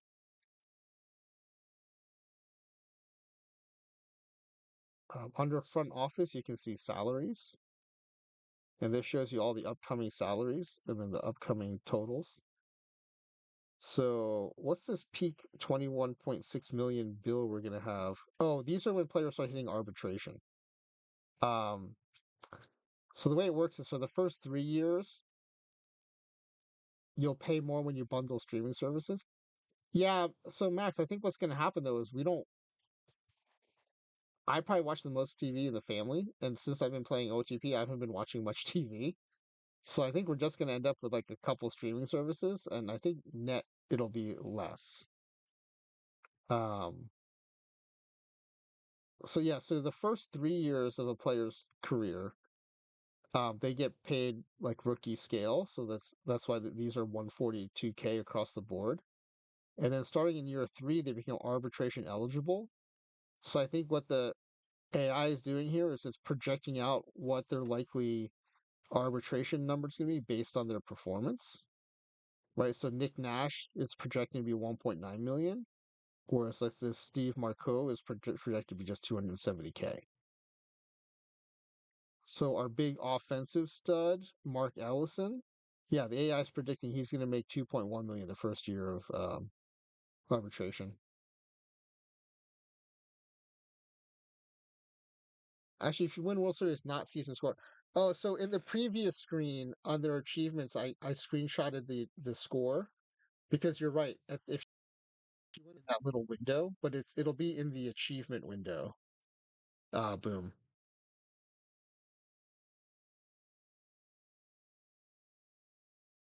So I think our score this season was 11-15. But yeah, it doesn't. It normally appears in the when you close the achievement score, it appears in that window. But when you win the World Series, you're right. It doesn't include that score in it.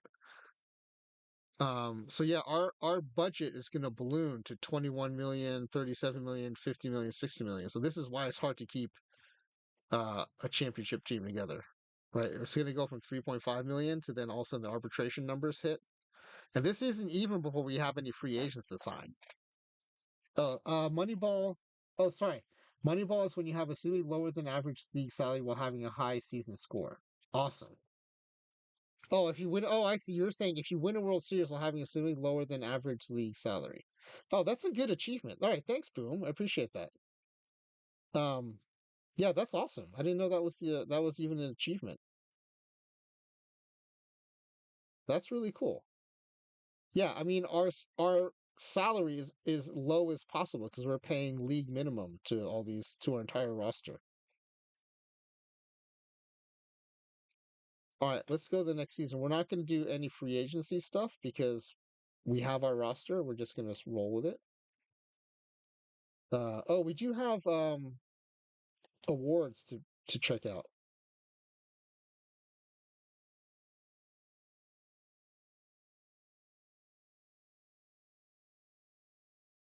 So I'm going to delete everything except those all-star emails. 1023 tag messages. Why are you sending me so many emails?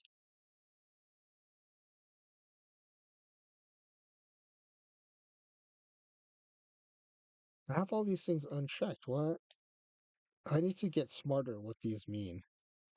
Okay, just from our league, because a lot of those messages were minor league things, so maybe that'll help. Okay, let's sim to the Great Glove announcements.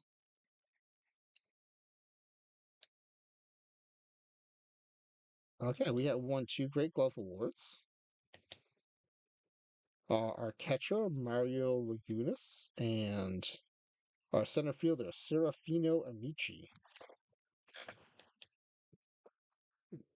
Serafino Amici, that's a pretty sweet name there. All right, and then let's go to the next award, which is Reliever of the Year. I think our guy can win this. Yep, A. Burton. He had a heck of a season. He did not. Oh, he did. He swept the first place votes. 6-3, 49 saves, 0.85 ERA.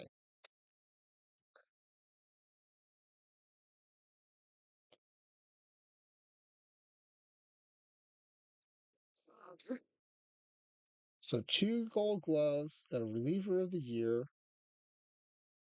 I'm guessing a few Platinum Sticks. Oh, just one. M. Ellison at shortstop. Oh, that's right. We're not very offensively developed yet. It's mostly our pitching staff that's developed.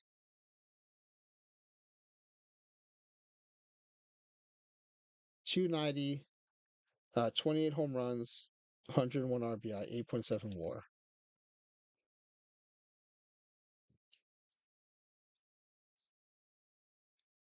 Okay. Rookie of the Year. Hey Max, just a heads up. I'm probably just gonna sim one more season and then I'll raid into you. M. Ellison, Rookie of the Year.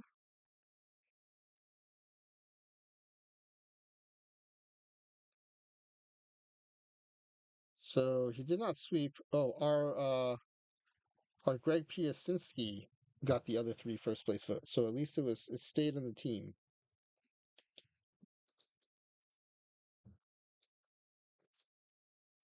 Okay. And then what's next? Manager of the Year. Oh, yay. Thank you. What did I say? Thanks, but it wasn't just me and it wasn't just me out there this season.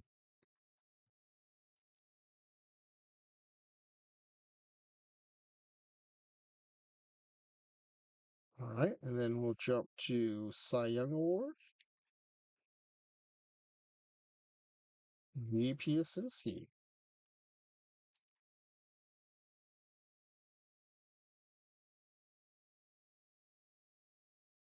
He sweeps the first place votes. 23-6 with a 2.42 ERA for a rookie.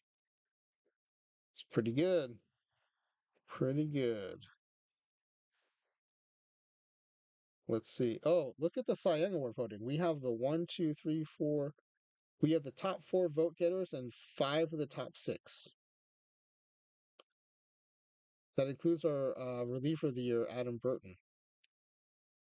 Nice.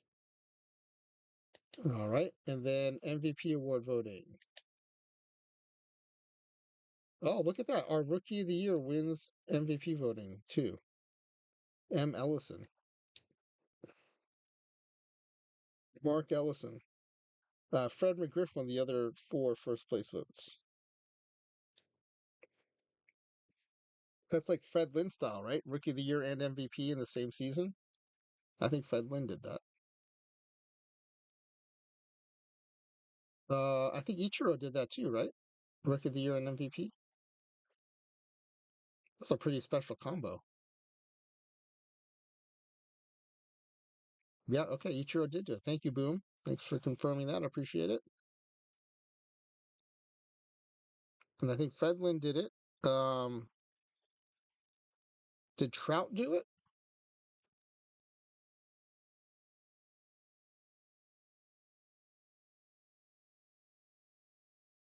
I mean, I think it's super hard to do, partly because Trout did not, because the voters don't know you because you're new. And I mean, just in general, it's hard to be as a rookie good enough to win an MVP anyway. But um, yeah, that's a pretty special list of players. Now joined by Mark Ellison, our shortstop.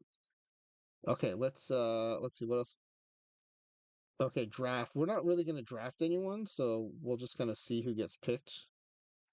Um, we'll just take whoever our scout recommends when it's our turn.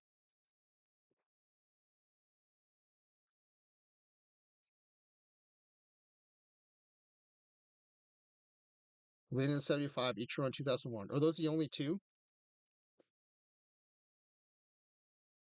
Seems like, I mean, it's back to like 33. It seems like someone else would have done it. Wow, that's it. Man. Well, then I'm a little impressed with myself for knowing that Fred Lynn did it. I thought it was a longer list, and I just knew like one of them.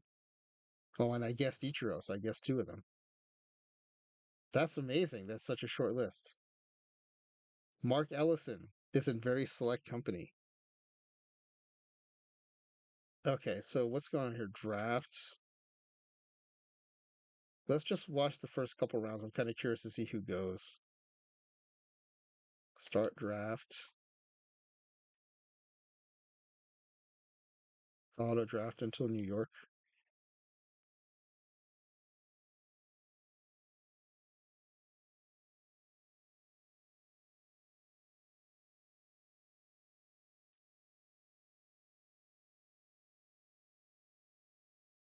So Giambi, Maglio Ordonez, Hidalgo. Oh, Jeter went in this draft. Melvin Mora, Aurelia, Jason Kendall, Johnny Damon. I don't know how y'all feel about this, but like one thing I don't really like about OTP is in the draft. There's like all the.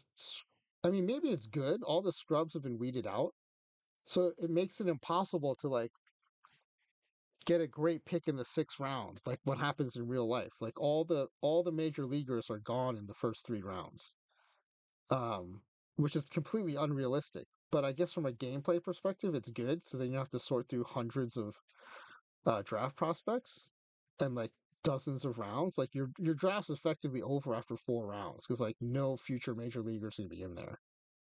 Um,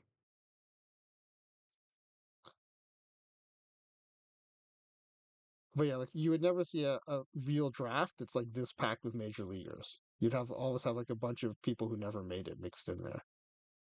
I don't know. I find that part a little unrealistic. But I'm also playing an editor all the time, changing players, so that's unrealistic too. So I don't know. What do I know? All right, it's our turn to draft. Continue draft. So we're just gonna. We don't need players, so I'm just gonna ask our scouting director for a recommendation. Quentin McCracken. So we'll just draft this player. Maybe in a later round we'll draft his brother Phil. Okay, then we'll auto draft to our next pick. Wasn't Dwight Gooden? So Boom asking, wasn't Dwight Gooden robbed of a Cy Young and Rookie Year in '84 because voters favored wins so much? Yeah, although back then they also favored strikeouts. So it's kind of a mixed bag, I think there. One thing I do like about the kind of the revolution in stats is that I think it's harder for writers to miss or snub clearly deserving players because the stats are so much more clear. Like, there's no way Dave Steve goes through that many seasons of dominating results in the 80s without getting more recognition if the stats that exist now were more in vogue back then. Okay, so we're picking again.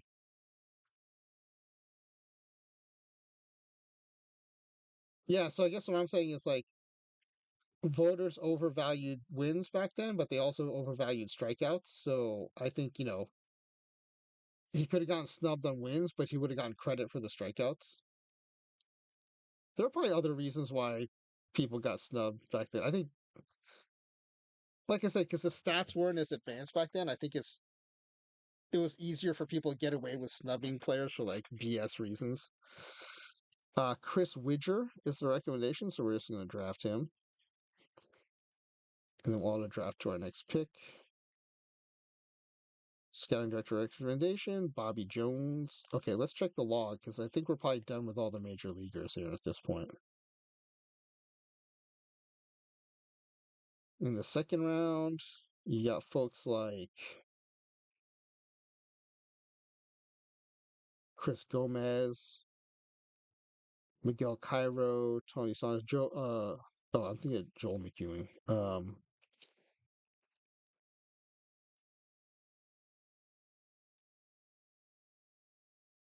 Doug Mirabelli. I recognize him. Oh, Brad Clontz, he's a sidearm reliever, right? Remember that dude? Yeah, but by the third round, you have like actual major leaguers mixed in with career minor leaguers, and then by the fourth round, there's nobody pretty much.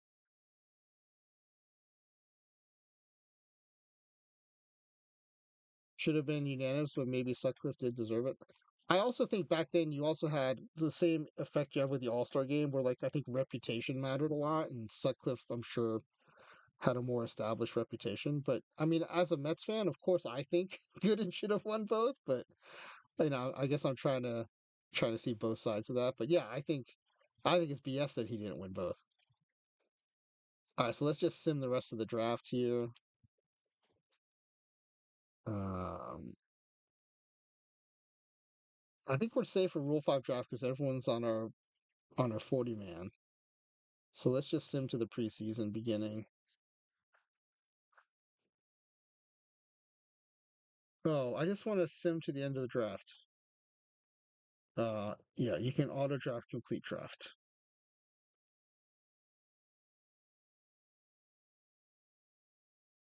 Oh, it's probably gonna make us sign our draft picks too. All right, let's just knock that out here.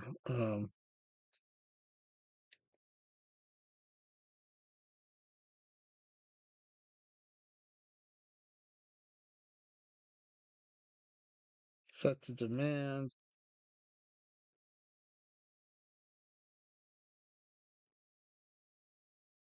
Okay. Chris Widger wants $2,800. Bobby Jones wants $4,500. And Brian Pelka. What? Why does he want 120 grand? What the heck? Yeah, no, we don't need you. You're not getting anything. Go back into the draft.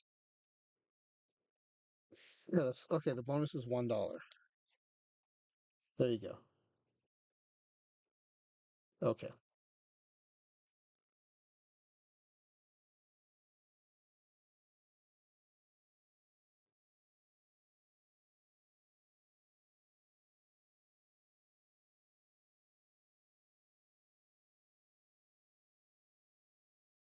Yeah, so boom, you're doing a Mets sim, and I like that you're championing Doc Gooden for 84.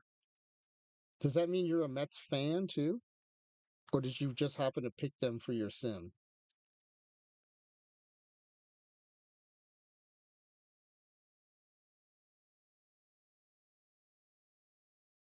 Wait, why am I back in the draft again? What the? Oh, this is a Rule 5 draft.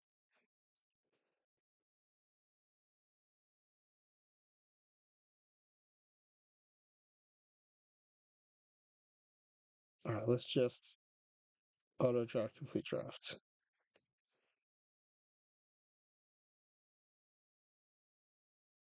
Yeah, there shouldn't be anyone signed from us because we don't have any Rule 5 eligible players, so we're good there.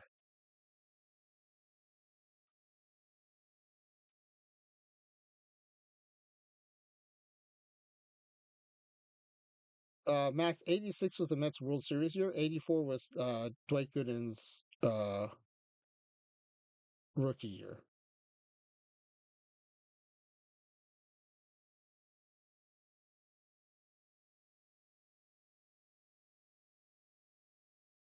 Okay, so we're done with that. Like, can we just sim to the start of the next season now?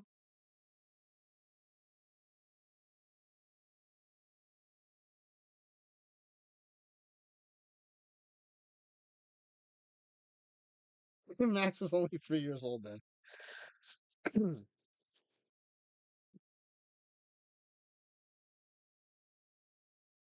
86 was also the Mike Scott God year. That's correct. Yep. And the Mets had a really tough time getting past that Astros team in the division series.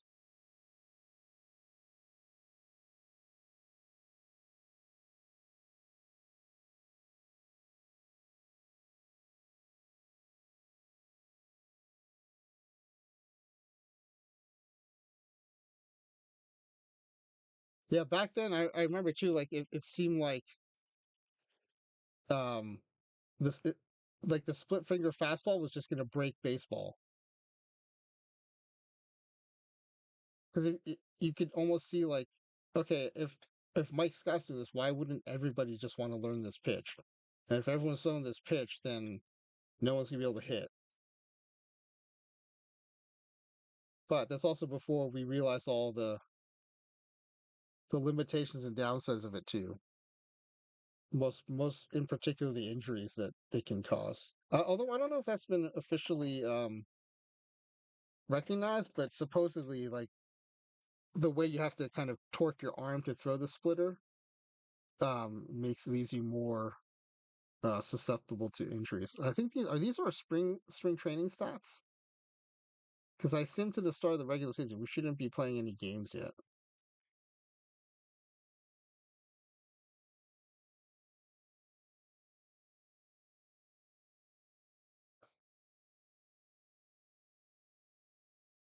Okay, March 6th, so we should be at the start of the season. Yeah, okay. Let's go to the standing screen. Let's save the game for in case we have another crash.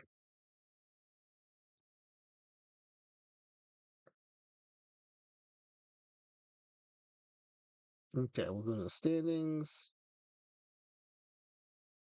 Yeah, Max, I think you're right. Because it reset everything, including the stats. All right, let's see how our team. Oh, let's see what our team looks like instead of stars.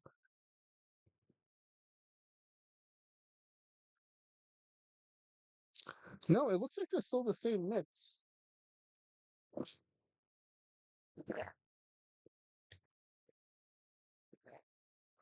Well, the batters were a little less mature, so maybe we'll. Oh yeah, we have a few more 4.5 and 4-star players here, so there's definitely been some development.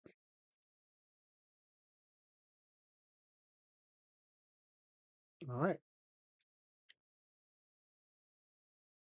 preseason predictions. If you haven't played a lot of base game, like these are pretty fun. It kind of shows you um, what the AI is predicting. So they're predicting us to win 106 games this season, and Mark Ellison to continue being a top hitter, projecting even more home runs for him.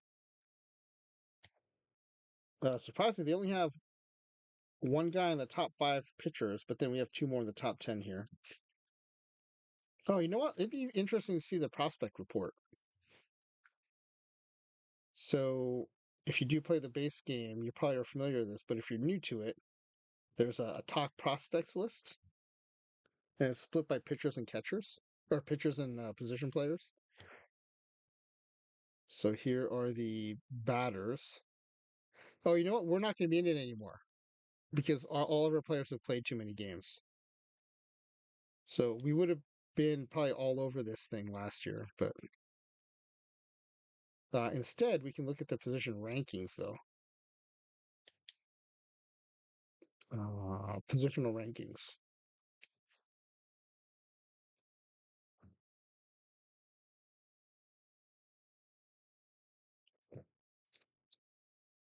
So you can look at it by team, but you can also look at it by position. Positional strength by teams, which is what we're looking at. Positional strength by position. Right. So for catchers, we're ranked second. Second, second in major league catchers, sixth in organizational catchers, which is kind of your farm system. So overall, second. And then for first baseman, so the Royals are third because they have the top third. They have the number 3 first baseman Fred McGriff and a top 25 prospect in Bob Hamlin. And so where are we? We're down to 23rd. And then for second baseman, and so on. So we're third for second baseman. That's pretty good. All right, let's do this season. All right. April 6th, starting the season. We'll do a month.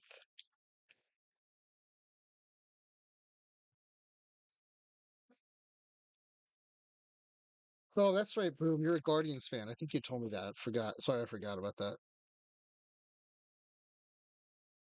Max is already out of the soiree.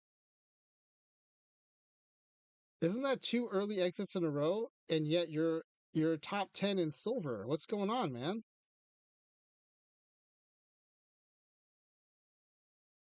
By the way, if you didn't know that, guys, Max LP80, top 10 in the PTCS standings for silver. It's pretty impressive. 16 shutdown streak by Burton. 13 game win quality start streak by Wilcox. And then Ellison continues his hot hitting. He's batter of the month. Used it all in the weekly silver. That is impressive. Number 2 in a weekly is fantastic. You won a rainbow pack is nonsense words to me. The short version, Boom, is it's very impressive, and he's a very good silver tournament player. Yet he got knocked out of his favorite tournament in the first round tonight. Um, let's do another month.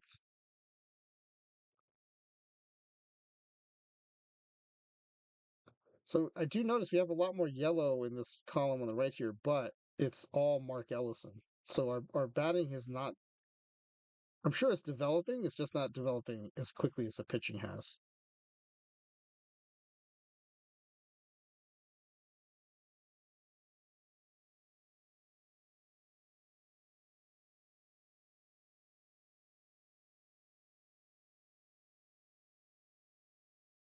$32 and 16. 5 game home run streak by Amici.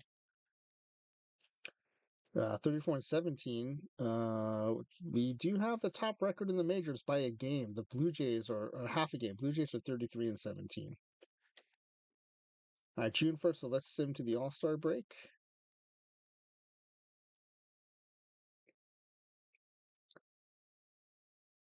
I'll feel more comfortable when we open up a double digit lead in the NL East. We're currently at 9 games ahead of the Cubs. NL West is very tight this season. The Reds and Astros are separated by half a game.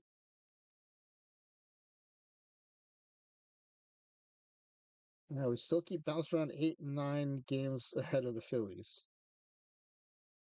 Now the Cubs.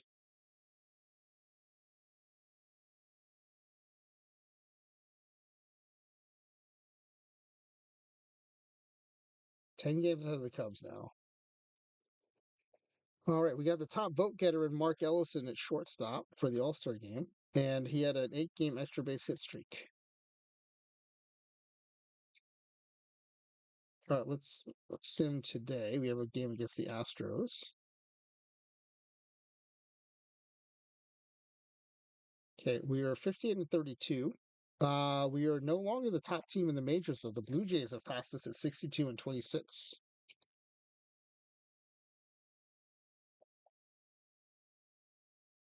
All right, so let's see who made the All Star game.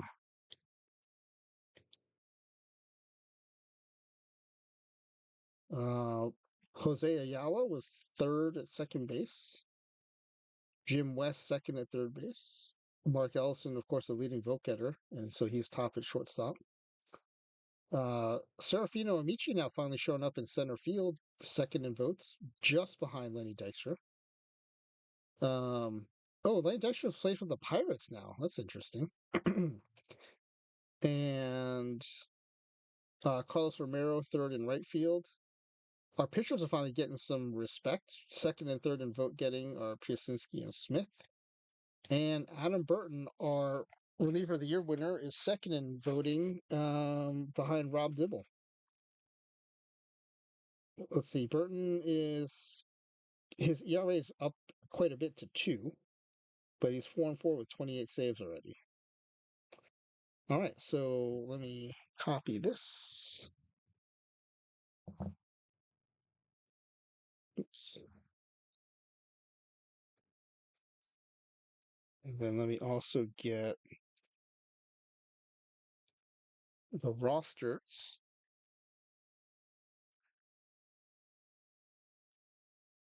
1, 2, 3, 4 pitchers, or a catcher made it. 5, 6, 7. We're up to 8 All Stars now.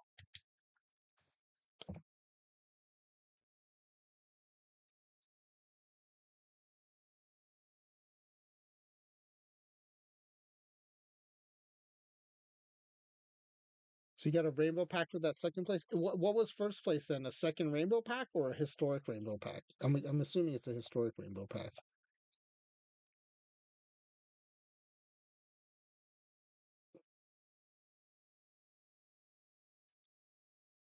Yeah, historic rainbow. That's a nice prize. I mean, regular rainbow pack's sweet too. All right, Mark Ellison is in the home run derby, and look at this. Barry Bonds plays for the Yankees. An extra reason to hate the Yankees now.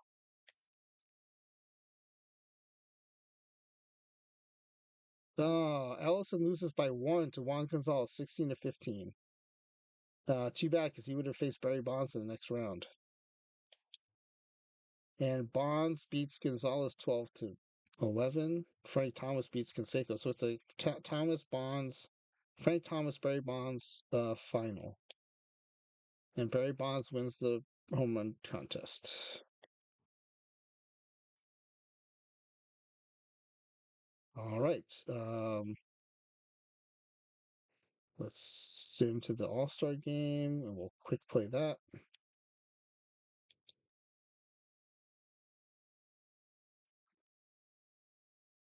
The NL wins 7-0. Let's see how much of that had to do with our players.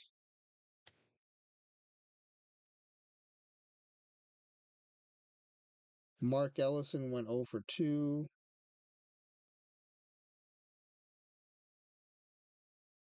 Our Carlos Romero went 0 for 1. Amici pinch hit went 0 for 1. How did our pitchers do? Piasinski pitched 1 inning, gave up a hit and 2 walks. Burton pitched an inning, gave up a hit and had a strikeout. And that's it for our pitchers. All right. So performance there. Let's go back to the standings and we'll sim another month.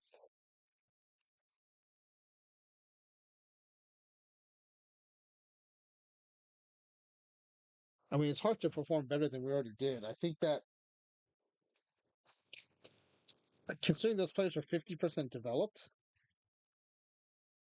the potential ratings were down. It wasn't all 5 stars across the board, but man, they're all really good at 50%.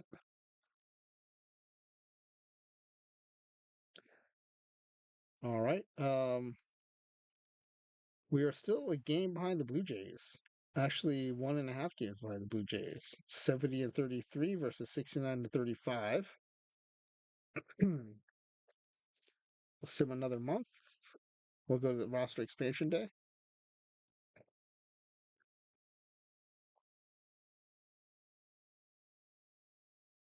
These are the precursors to the 93 Jays, right? So it's a preview of that.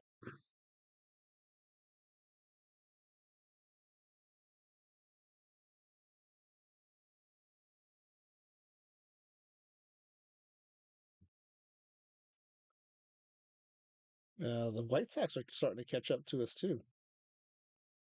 All right, with a month to go, we are 86 and 44, second best record in the league, ahead of the White Sox, behind still trailing the Blue Jays, but comfortably 16 and a half games ahead of the Cardinals in the NL East. And let's just go to the end of the regular season.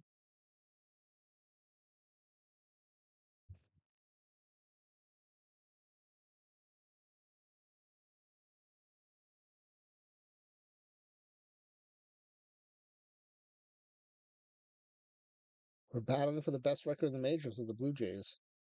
Blue Jays have hit 100 wins, 151. We have not yet hit 100. 156.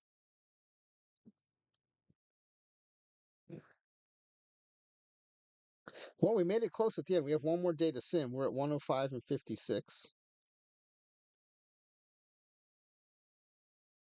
Won an ERA crown and a batting champion.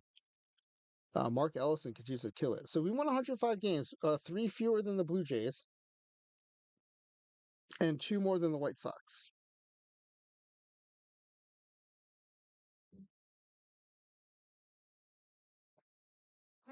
So even though we have player development turned up quite a bit, our 50% developed players, at least at the beginning of last season, do not really improve in the win-loss record. But still impressive. Win the NL East by 21 games. So you could say it's a more impressive performance, a more dominant performance, even if it's not more wins. But winning by 21 and a half games, we're in a much closer pennant race last time. So, yeah, well, these stars are starting to fill in, but we still have this long tail of players with, 3 stars or less. So, considering that, it's impressive that we're winning that many games.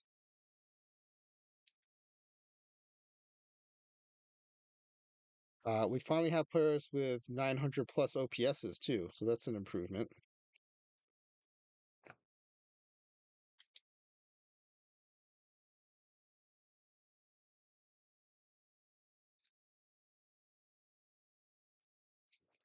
All right, so Ellison's coming in now with a 1042 OPS, 32, still hitting 32 home runs. That's about as many as he hit last time. Now we have 4 other players hitting 20 plus bombs, and we now have, including Ellison, we have 4 players with a 900 OPS plus.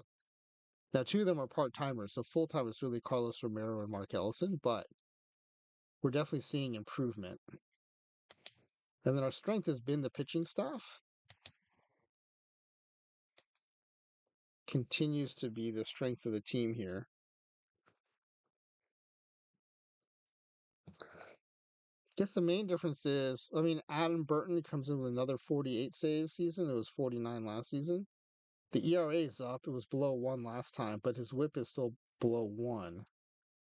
Um, the pitching staff, I think in general, is improved, but we don't have the top end dominance here. Boom says the Expos won't stop sending in trades. Only 48 saves washed. ERA above 1 washed.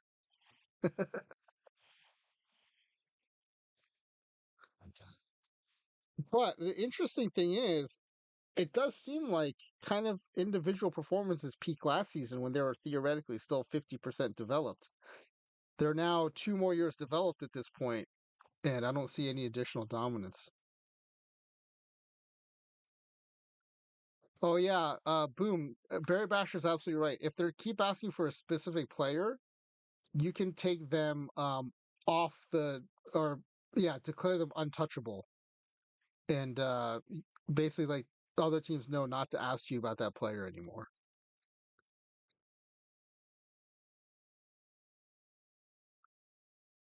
They want your 27 overall minor leaguers.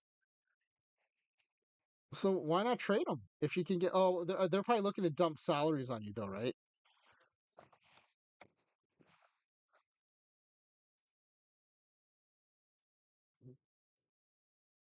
All right, let's knock out this postseason, then we'll rage on over to Max, and he'll be doing a bunch of tournament coverage.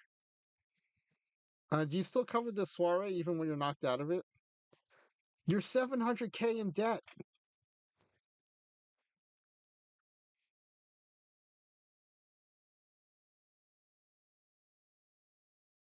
This is a rematch. We played the Reds last year too.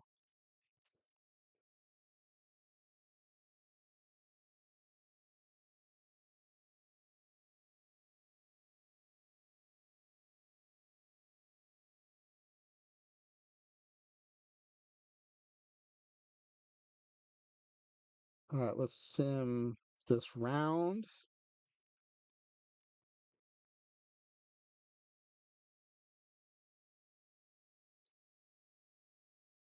Oh yeah, Max. Yeah, rosters you can build and tweak. I think that's the kind of stuff people like to see too. I mean, I think watching your tournament coverages are fun, but I think people want to learn too how you're putting things together and how you're viewing cards. Okay, so gentlemen sweep against the Reds, and the Blue Jays sweep the White Sox. So it's Mets Blue Jays in the World Series. The independent legend Blue Mets.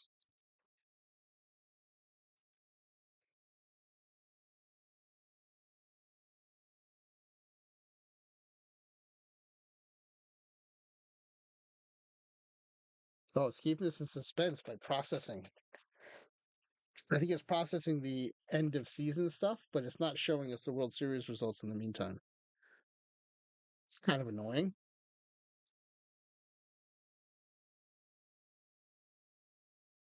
Yeah, Max, there's like quite a good bit of bronze and silver cards that might play, right? That you can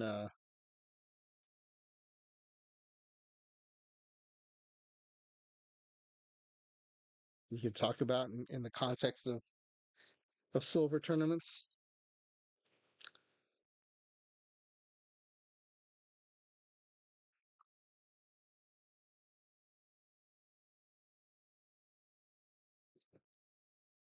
Come on, show us the playoff results. Oh, it's a tight one. And we win 4-2.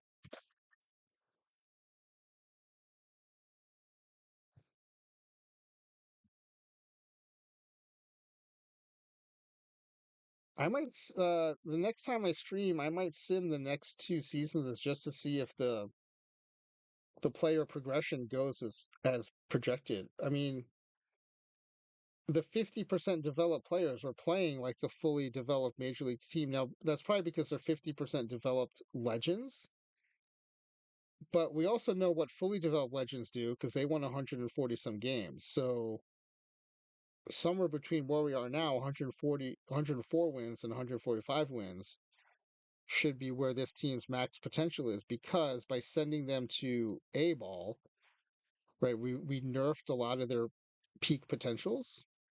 But I'm kind of curious to see like what do the next 2 seasons look like?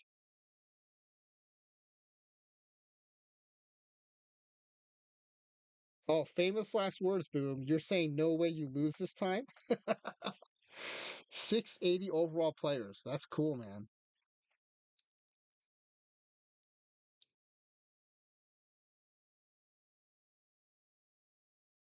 Okay, Max LP 80 is started up, so the ad should be up by the time I'm ready to send people over. Okay, great. So yeah, so Max is running the ads now, so that after when we raid over, we can go straight to his content.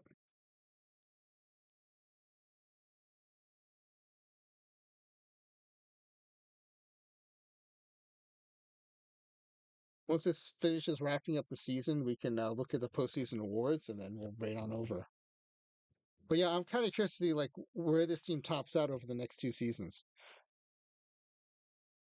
because at 1.25 player development, they should be peaking within the next couple of years.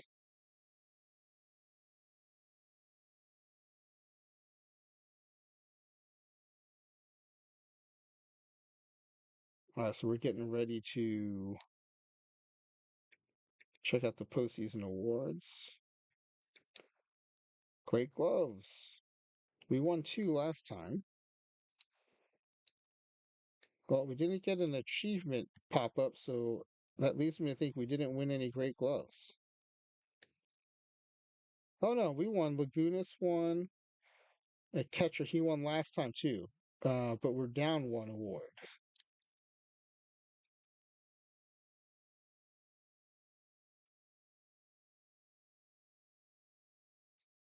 Randy Milligan won one in right field. He was a Mets first base prospect. That's really weird to see. Okay, reliever of the year. Let's see if our boy wins again. Burton. Burton wins again. Uh, I wonder if we're not getting our achievements because we already won those awards. That seems weird. He sweeps the first place votes, beats out John Franco of the Padres. That also sounds weird. All right. Next award is the Platinum Stick Awards. We only won last time, I think, right? For Mark Ellison. Let's see if we won any more today. Ellison wins again. And Serafino Amici wins. So Amici seems to be a player who's developed. He was not winning these awards last season, and he also got a couple achievements. Let's see what his deal is. Yeah, 877, 27 home runs. He's definitely coming along. 104 RBIs. So we are seeing some movement in the player development for sure.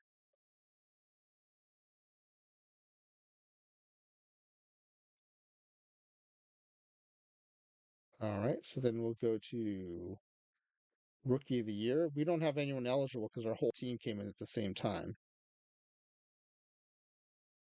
Daryl Kyle.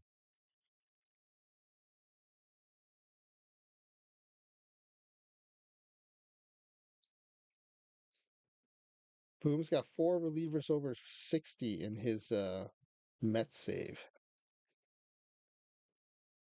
All right, let's do Manager of the Year. Oh, we win again. What do I say this time? These guys are grown men. They don't need psychobabble. They need to win ball games.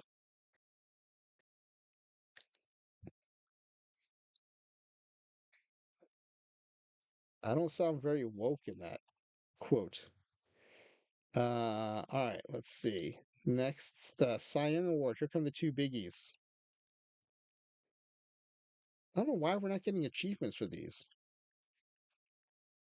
Pedro wins it for the Dodgers. Uh, Piasinski, last year's Cy Young winner, wins 7 of the first place votes, but Pedro takes it. Paul Wilcox came in third for our team. So we took second and third, but there was no beating Pedro that year. 16 and 8 with a 2.20 ERA. Three, oh my goodness. Pedro had 399 strikeouts in 282 innings. We got to see this.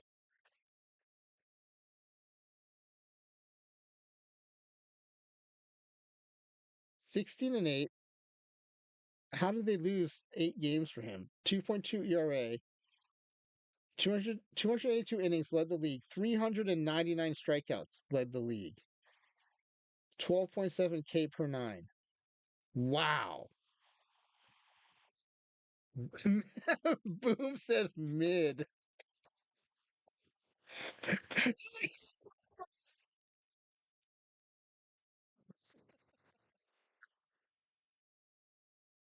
All right, that is a heck of a yeah. Max is a pedestrian 12 WAR season. That is an unbelievable stat line. Almost 400 strike, one away from 400.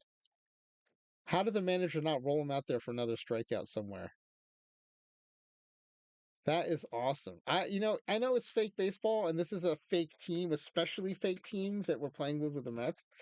But I still like when cool stat things happen, like Pedro almost striking out 400. That's awesome.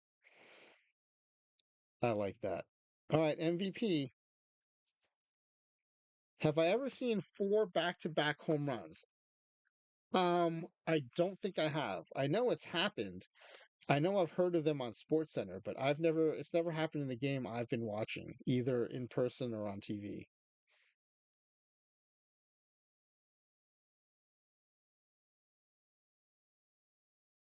Did that just happen in your sim, Boom?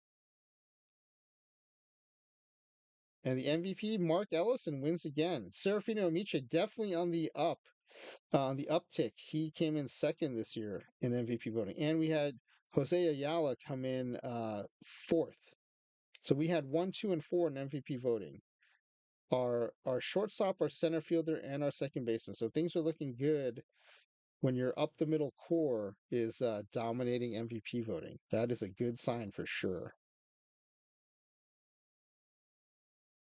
And this team's gonna be together for at least 6 years. So the Mets just did an opening day for you. That's awesome, man. Was it the first inning?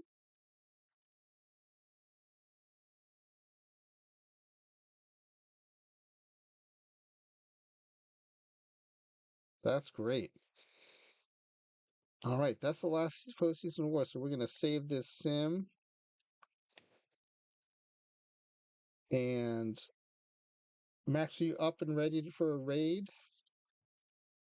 Let's peek on in on Max's channel here. First pitch actually for the first one. That's awesome. So that's another example. It's like a fake baseball game, but we all are enjoying the stats and the outcomes that we're getting out of it. 13 pitches across the four home runs.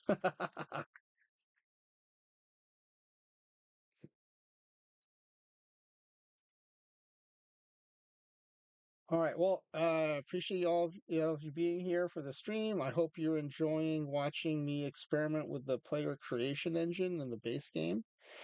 We tried a few different variations this time to try to be more aligned with what the kinds of prospects that Dr. Dynastic is generating for his Red Rocks League. If anything, though, it goes to show what the quality of the Red Rocks League will be, right? Because the legend level players he's getting in are winning 100 and some plus ball games in the majors. Now, granted, our whole team is that level, but we're not getting all 4 and 5 star prospects, right? Like for whatever reason, the creation engine is giving us some 3 and 4 star or even 2.5 star players, and they're still winning a ton of games. So I think that the quality of play in the Red Rocks League is probably going to be pretty good. Although, as pointed out earlier by a couple folks, who knows what will happen when normalization kicks in because it's only the Red Rocks League. That will be really interesting to see. Um, but yeah, thanks for being here. Boom, thanks for your raid. Appreciate it. And Ezra Denny, I think you're probably asleep by now, but thank you for your raid. And we're going to send you all over to Max LP80, who is going to be, um, I think, doing play by play for some bronze and silver tournaments, and also going to be doing some roster building and evaluating some of the new cards, I guess, with a specific eye towards silver and bronze tournaments. So it should be a good time. I'll be there for a while, and we'll see you over there. Thanks again, everybody.